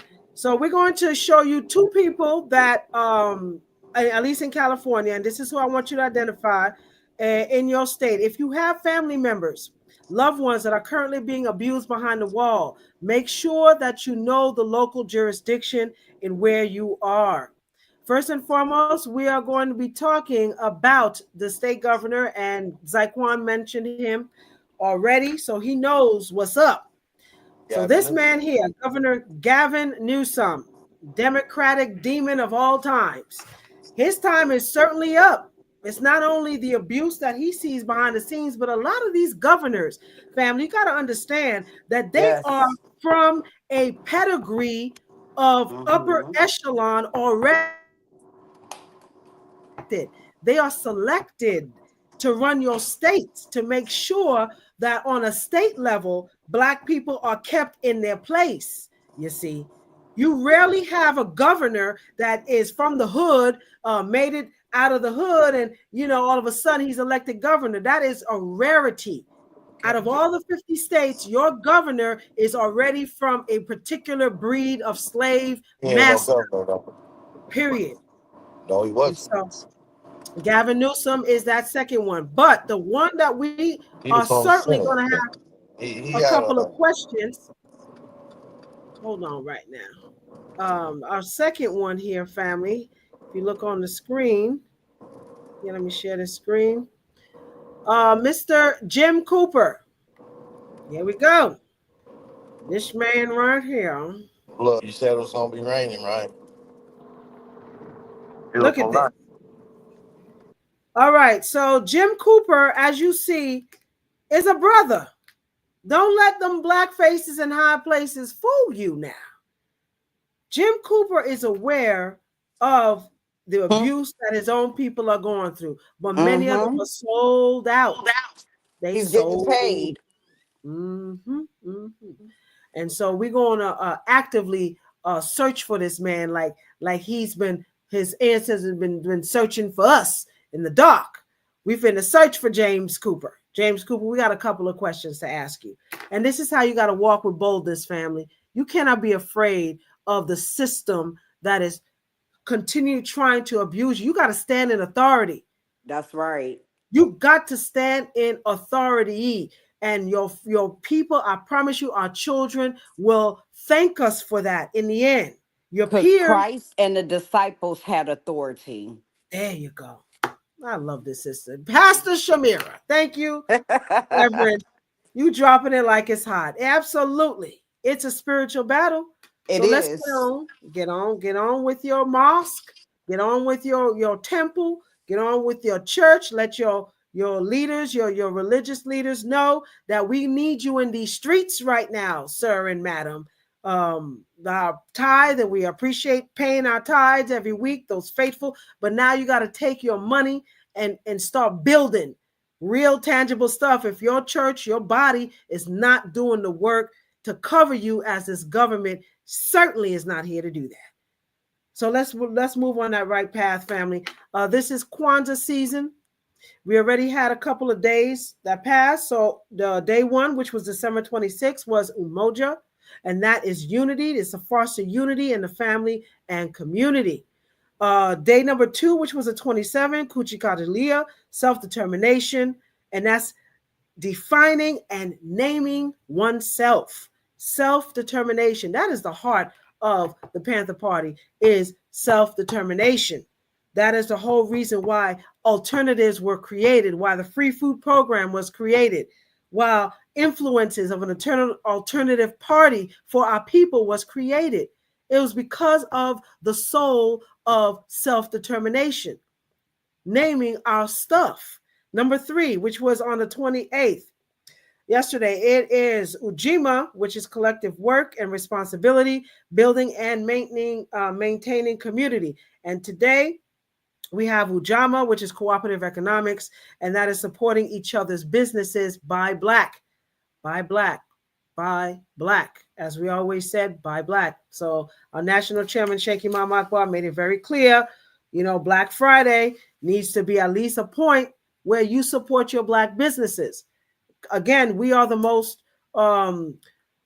affordable GDP. We are the ones that create majority of the economics for everyone else, but we got to start supporting our own Black businesses. And then tomorrow, December 30th, which will be the last show of the year, Black Power Radio, December 30th. It is the year in review.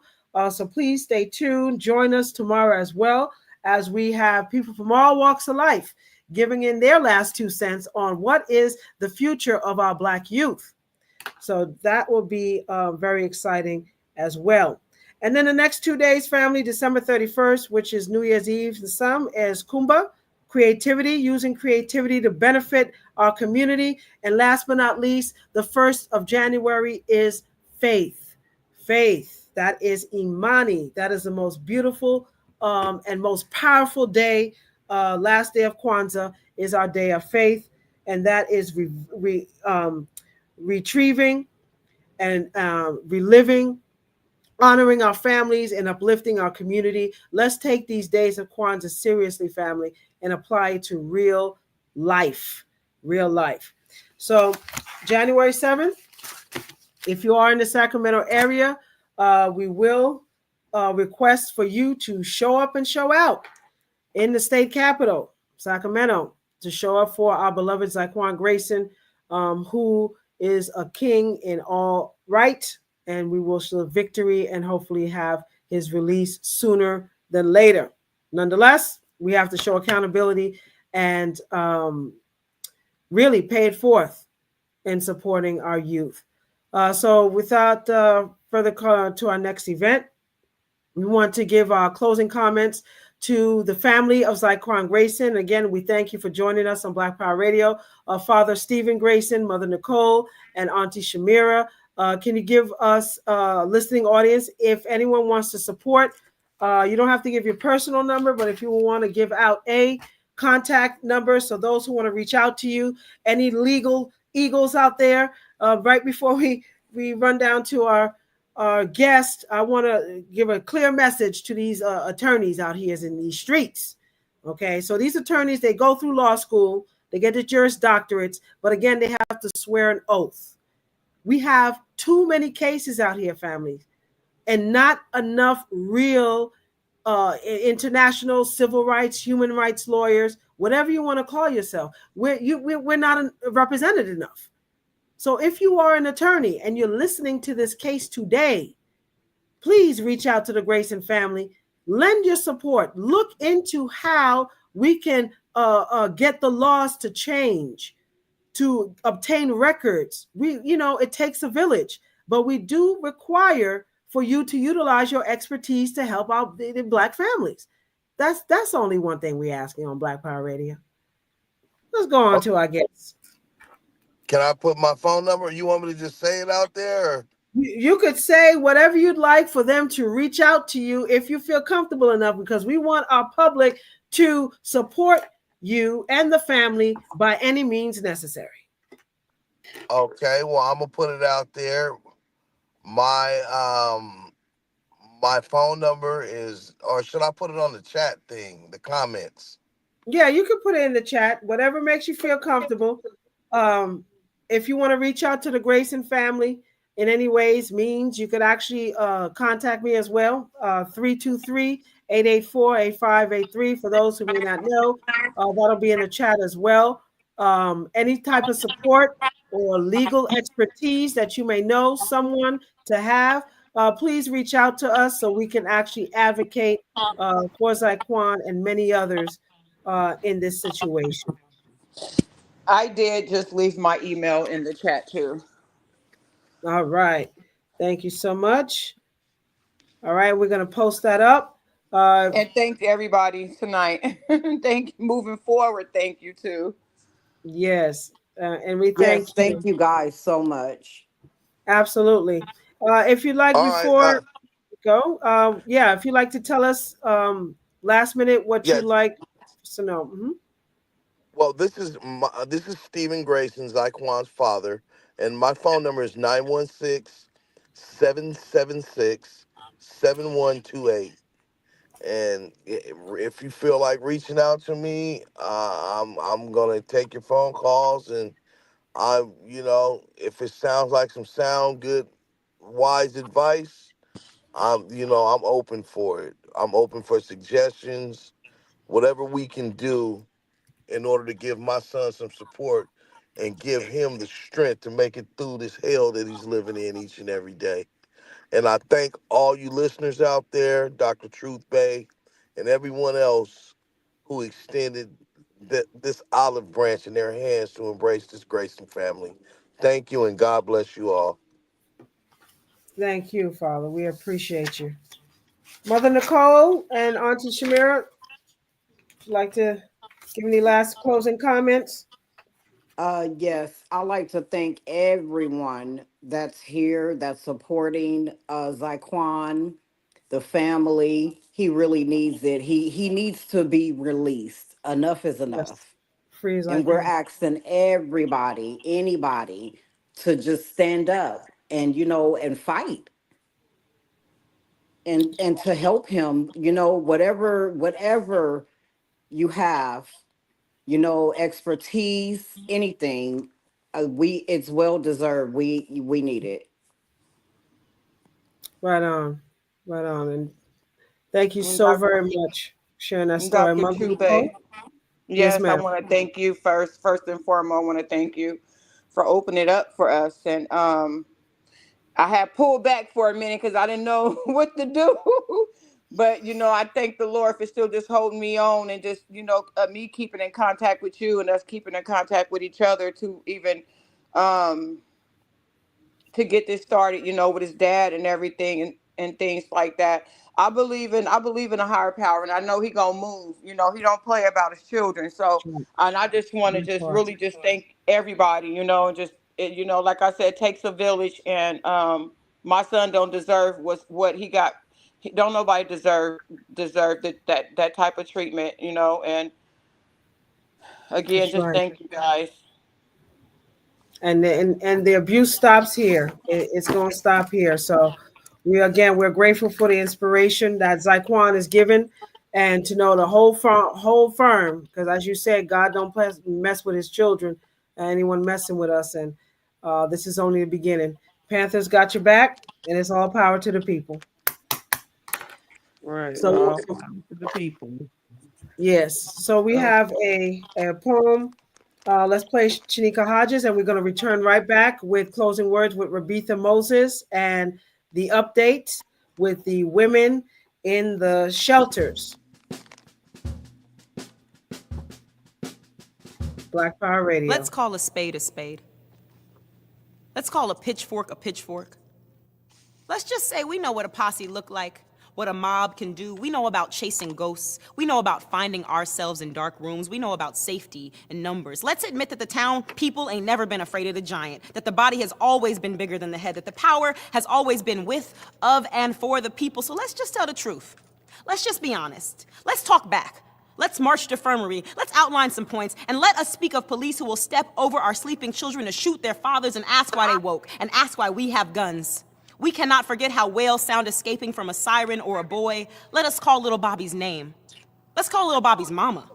Let's put her on the phone with Wanda Johnson or Sabrina Fulton. Let's talk about how easy it is to choke, how America's gravest mass shooting is durational, collective. Let's say wounded knee and never again. Let's say move on HQ and never again. Let's say it in the same breath as Flint, in the same water as everywhere we have been drowned. Let's say America and mean necessarily the trail we wept to get here, the choppy ocean that fought to kill us. Let's say Los Angeles and Philadelphia and Accra, and mean the parts of the world who knew revolution as we did, black and impoverished and just coming back from a war like always. Let's talk about money, as if the first U.S. bailout wasn't stocked in the hull of a slave ship. Oh, but we ain't supposed to talk about that. We ain't supposed to talk about cotton. We ain't supposed to talk about that gin. We ain't supposed to talk about Jim Crow. We supposed to be post. We ain't supposed to ask for what's owed. We're supposed to be thankful to a tyrant. We supposed to kowtow. We supposed to back down. We supposed to not talk about our ache or what we've missed or how we ain't never had a language or a flag or even a proper family reunion. We are never going to know the names of the people who died for us to live in terror. Let us admit that the idea of Africa is still an offense punishable by death. We are not to dream of going home, not to speak of what has been stolen, not to feed our children, not even to let our hair take flight. We ain't supposed to do anything but die. Not nothing. We supposed to die. We supposed to not even know we supposed to die. We supposed to not speak that we know we're supposed to die. We're supposed to watch our sisters rub crack chalk on their eyes. We supposed to sit and eat stale crust and look on from the outside. What kind of party is that? Let's start our own. We supposed to sit here and wait till somebody let us? Let us stop waiting on freedom like it's the whooping cough. Stop hoping freedom is gonna court us on a Thursday date night. Quit crossing our legs and biding our time and biting our nails. It's our birthright, and they will lie to us and tell us we are violent for wanting peace. Peace is our dowry. We wed to a democracy that keeps taking off its ring. We married to a decadent system that mocks squalor and honor. We saw what they do to our leaders. We see how they trying to string us up. There are bodies on the asphalt. There are members in holding. There are lines drawn all around us, and they closing in tight. There's a courthouse.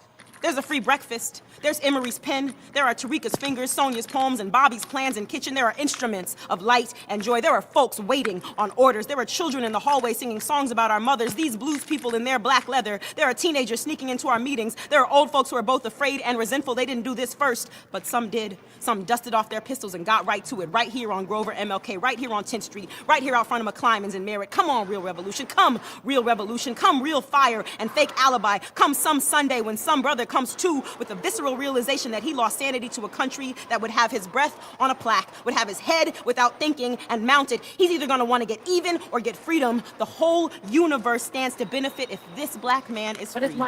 The truth of the matter is white folks' freedom depends on ours, and we've outgrown a binary that excludes all other comrades. We're talking about all the people, all the people, all the people. Let's take all the power, all the power, all the power, all the people, all the people, all the people, all the power, all the power, all power to the people.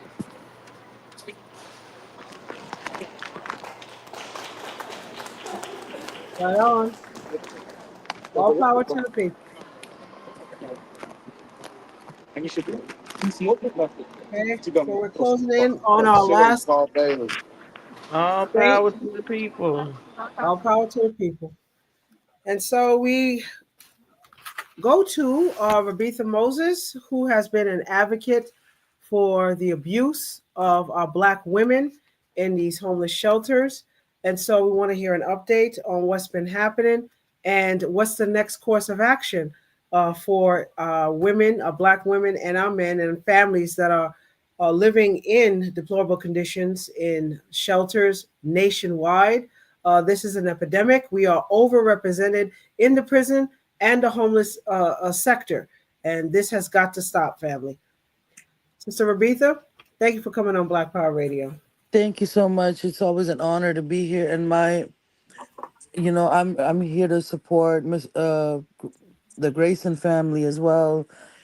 It's really, really disheartening to hear what's been going on. And I want to be able to support any way that I can from Maryland. So please let us know or let me know how I can be of help. And yeah, so the update with the women at the shelter, I met with the city staff from the city of Rockville, Maryland, because I addressed these concerns with the mayor, who is an Afro Latino that does not care about the marginalized community. I've been hearing more horror stories, and the conditions are getting worse. The retaliation is getting worse. I'm really worried about a few of the women that I'm really close to. I'm trying to find a way how we can get them put in a hotel. So the city of Rockville, I met with their staff, and there were three white people, and I was like, "How am I going to talk to you all about our black women in the shelter? You guys are not even going to understand what I'm saying." Mhm. They were like, "Oh yeah, we understand." No, you right there, you just messed up because you don't. Right. And it's just, and I explained to them what was going on, and they said we can try to put them in a hotel for 2 weeks, but then they have to find somewhere to stay, or they're gonna be back in the shelter. Or the And other option is, sorry, were you saying something? yeah, so that's the caveat to that, which is why we're going to explain why we have to identify the homeless funding that's going into these shelters and what is the continuum of care. Yeah, so even Christine Hong, who is the chief of homeless prevention for the Health and Human Services for the and continuum of care, she's well aware about what's going on. Our county executive Mark Elrich is well aware about what's going on. They did a briefing a few weeks ago about hate and bias against homeless population, We've done and they quite a few refused. missions with the team of those that are dedicated. Can you actually hear me right now? Yeah, Yes. yes, mom. Those that are dedicated to stopping the abuse of the black woman specifically, and then geographically tuning into Delaware, Maryland, and Virginia, where we find multiple cases of abuse of the black woman, and they have isolated some cases. But I just posted on my Facebook a Florida front page with leading celebrity women saying that the abuse is nationwide. The abuse is everywhere, specifically on the black woman. Can anybody pull that article and post it inside the room right now? I'm at a very uh,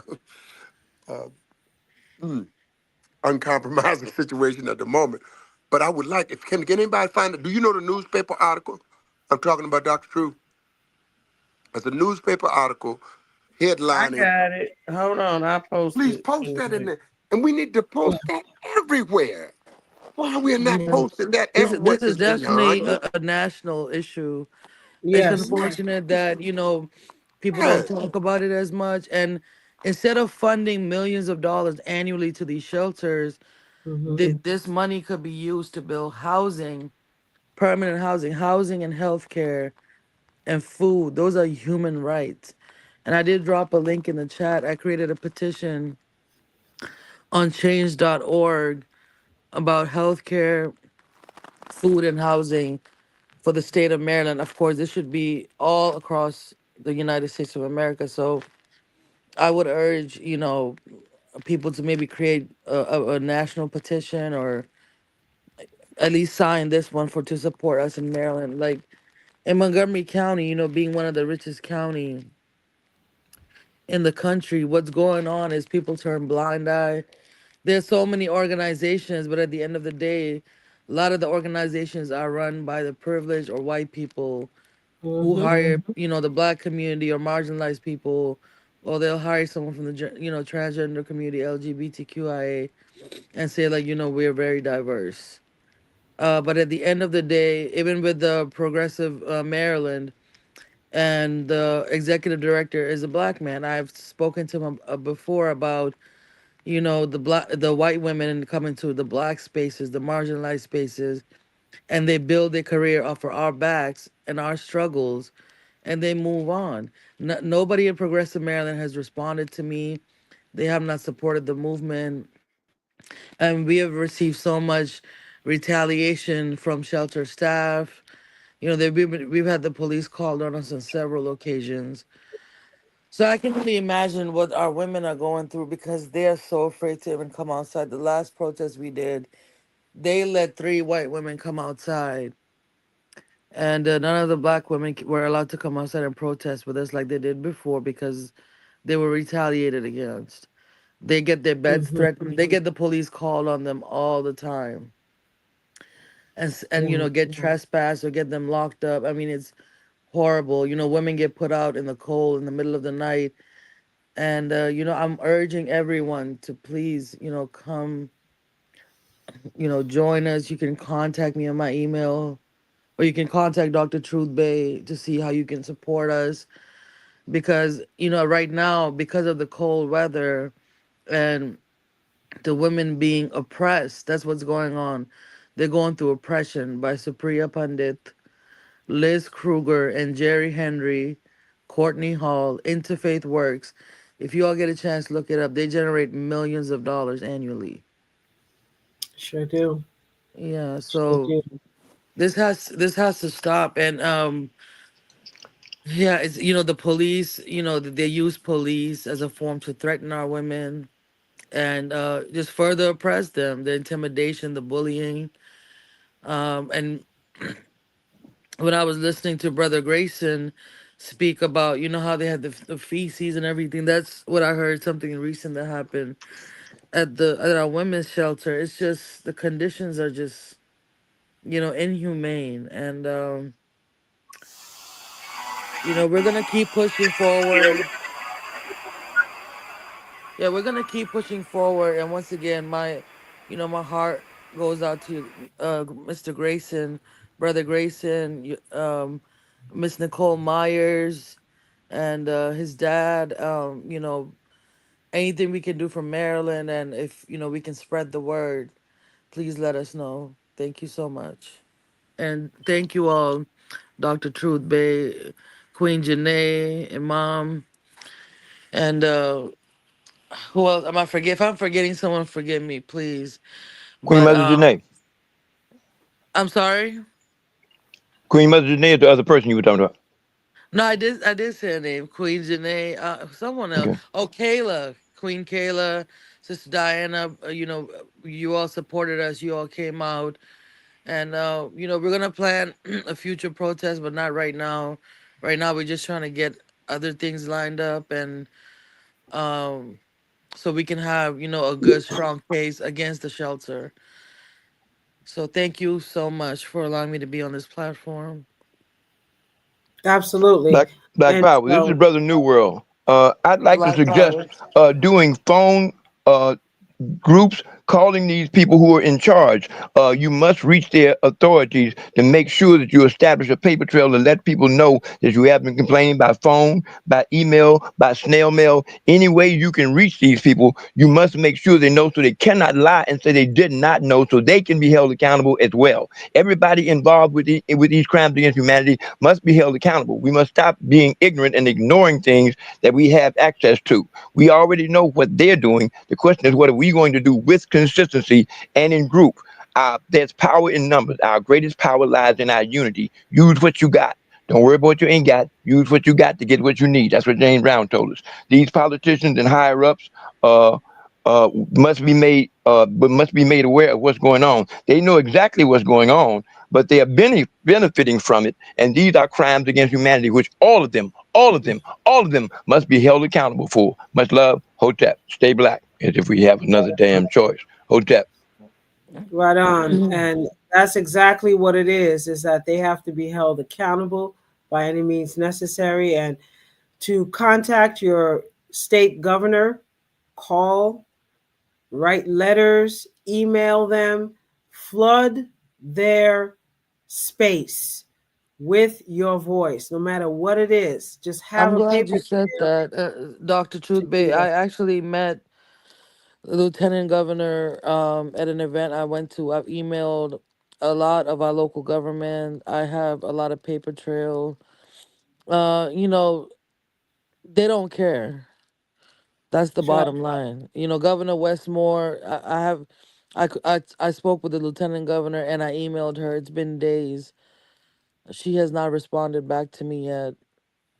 Oh And no, you gotta force them. Yeah, they're not going to. They're going to do a drive-by automatically, especially when it comes to Black issues. But we have to be consistent, and this is why I say it's power in numbers. If you're not able to be at a location physically to help advocate, you use that telephone, you use that email, and be accounted for in the point of advocacy. Our brothers and sisters, we need, they need us. They need us to absolutely. advocate and be a voice. We have to be a voice for the voiceless. And this is what it's all about right here on Black Power Radio, to start utilizing Black media to expose the atrocious and the oppression that our people has been going through since the beginning of time. And I'm so grateful again to have you all here on this platform so that we can not only bring and highlight the abuse behind the wall, but the abuse in these shelters. And so the continuum of care, let me just share this screen right quick. The continuum of care is the secret agency that funds the homeless sectors. So if you are not sure on how to find out the source of how, or if a loved one that is in a shelter that's being abused, you've got to find out who is the COC, also known as the continuum of care in your area.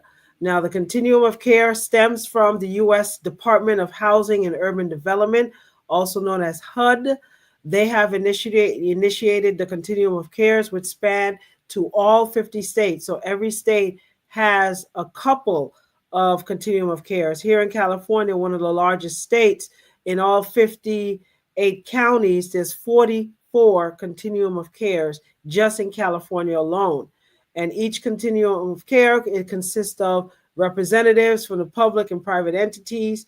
It includes civic groups, educational institutions, faith-based organizations, health and mental care providers, local government, and nonprofit agencies. So it's a coalition of local jurisdictions coming together to so-called help the homeless, but we all know they do everything but help themselves is what they are all about. And it's about the funding. So we gotta follow the money. Dr. Truthby, I just wanted to say something really quick, if that's okay. Yes, ma'am.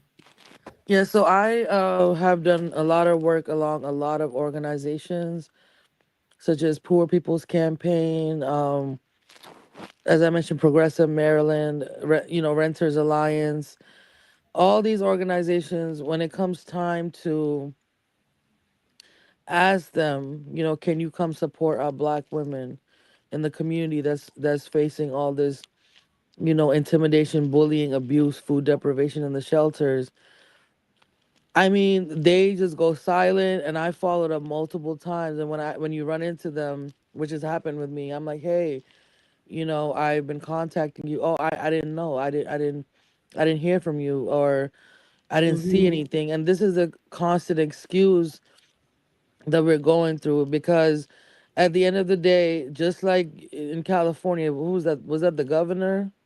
Yes, Gavin Newsom. Yeah, so over here we have a lot of, KKK, using Democratic as a guise. That's right. To be in power, like our county executive, who's, as I mentioned before, there's a Black cemetery being desecrated right here. In Montgomery County, Maryland. So these are all the things that they're well aware of. They know what's going on.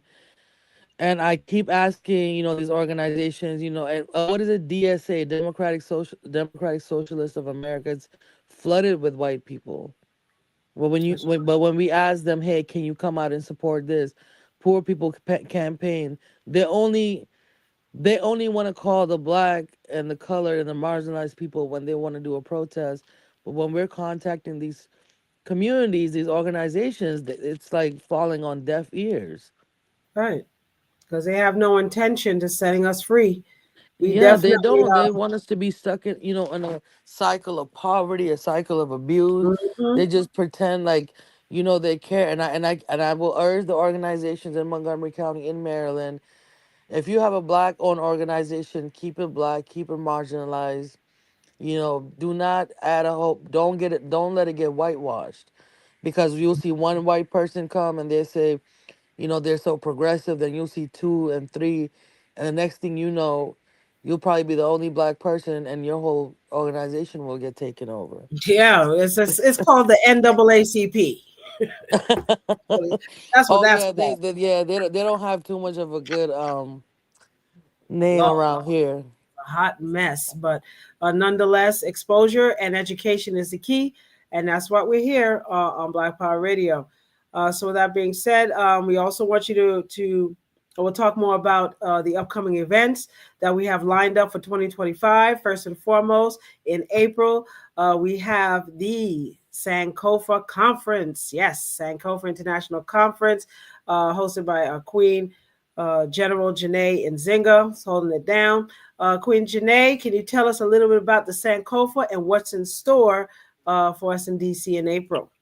All right. Yes, we have so much in store for you guys in April. We have She may be secure. away from the mic, but definitely every Okay. year I'll talk until she appears.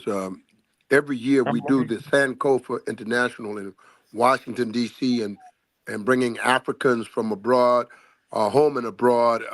It's a universal conference, and Queen Janae has hosted it for several years straight, and it's been a phenomenal outcoming of a phenomenal. I guess all-star appearances and then kings and queens from around the world, especially from the motherland, Africa. I choose to say Al-Qibulan, but you can say Africa and know it's the same place. Um, we just have so much unity in Sankofa. She back here, and Sankofa is just Yeah, opened I'm up that here. we crowned the I Queen am Mother here. Pamela Smith Hello. last year as the Queen Mother for the year the continent, home and abroad, and uh, we've honored the Imam Abdul Ali. I got an honor and recognition two years out there in the Sankofa, and we even attempted to honor Bishop Moise and the Haitian. We honored the Haitian and all of that. The Philadelphia tried to honor the Million Women's March movement. All of them have been there. I believe New World is on here right now, right? He knows, gave the open mic to everybody. The Tooth Fairy got to come up to Sankofa and get recognition. No, I know Queen Tooth Janae didn't turn Fairy. nobody down on the mic, and I think it's an honorable thing. You back yet, the Queen? Is back? I've Yes, been we're Yeah. here. here. You've been Black Power, talking Black over Power. You me. black up Look, in here? You black up in yeah, here? I've Black been Power. here. She Yes, so the ain't script. gone. She ain't gone. She up in I'm here? right. I I'm know just she not ain't gonna gone, talk over but you. she might be busy on a task mission. It's one of the hardest working black Mhm. women, black queen mothers, black generals in the black revolution today. I would challenge anybody. I put me and Janae against any two soldiers on any task. I'm serious. Me and Janae on any two soldiers right That's now. right. I Right pull up now. game Oh, strong. me. Hey, yeah, we But got a really, this strong sister's pull up a game. hardworking, the cooking, the cleaning, the shooting. She gonna train you in some archery. Hmm? How many of you can train somebody in archery? Oh, Yeah. we get the short girls, don't you know? Yeah. So Yeah.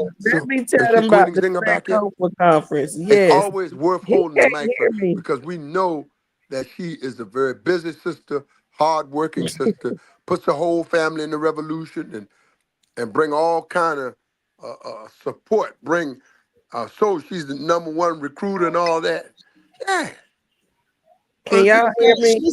she's in the house. National Chairman. She up in here. Come on in here, Can Queen. you hear Yes, me? Is gonna she's get your trying to get props so you in. can go home and go to sleep. Go ahead, Queen Yeah. Janae. Black Okay, power, can black y'all power. hear me loud and clear right now? Yes. Yes, ma'am. Yeah. Okay, so this Reluctantly, is the she takes the mic. yeah, this is the crowning of Queen Mother Pamela Smith, who I mentioned from Tulsa, Oklahoma, at the Sankofa conference this year, which it seemed like it was a fairy tale. It was magical.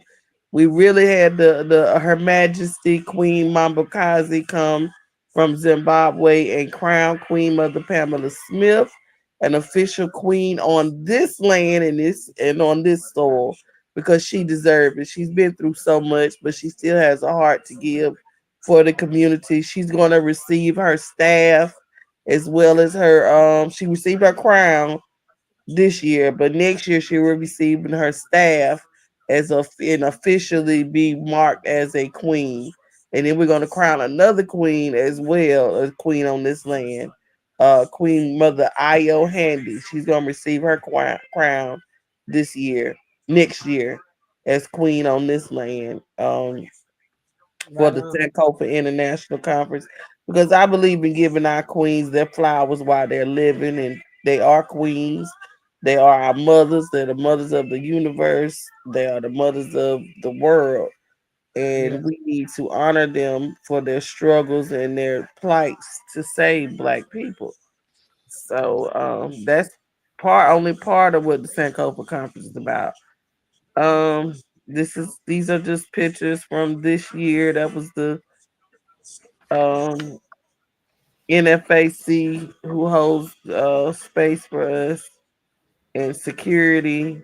This is the work that we do in Washington D.C., feeding the homeless, feeding the needy. Um, and we just want to give honor to those that have been helping us all year with the Sankofa conference as well. Next slide. Okay. And I got another, but this year we have King Chiambre Joseph Mpanga from Zimbabwe. He is our keynote speaker.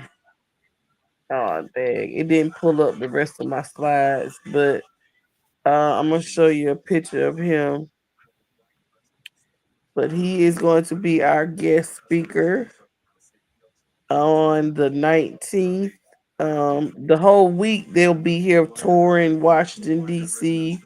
This is Joseph Mpanga right here. Do you know Bishop? All right, on. Very powerful man. You want to look him up on YouTube.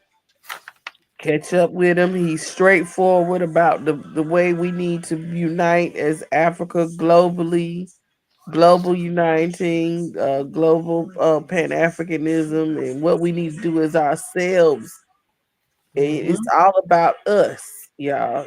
We have got to unite globally. We got to put aside all this FBA and you're indigenous and you're this. They are targeting Black people. They don't care what country you come from. If you are a Black person of melanated color, you are under attack and you are at war with these devils and this oppression. Okay, so we have got to get to the point where we understand that it is a universal global thing. You know, stop separating us by a boat ride. Okay. Sure. That's what we need to do. We need to unite globally. And that's my stance with the Sankofa International Conference. If you have not registered, everyone please register through Eventbrite, the Sankofa International Conference. You can make a donation if you can't afford the $20 cover fee, but that's going to ensure that we get our international guests here safely, and also that you have the accommodations that you need to help you prepare you with for your visit. This is Queen Mambokazi. She is a queen king. She will be joining us for the Sankofa International Conference along with her court. Some of the members of her court will also be joining us. So I'm just excited about this year. I hope you all are excited about the Sankofa Conference. It'll be a chance to travel internationally. Get your passports, get your passport.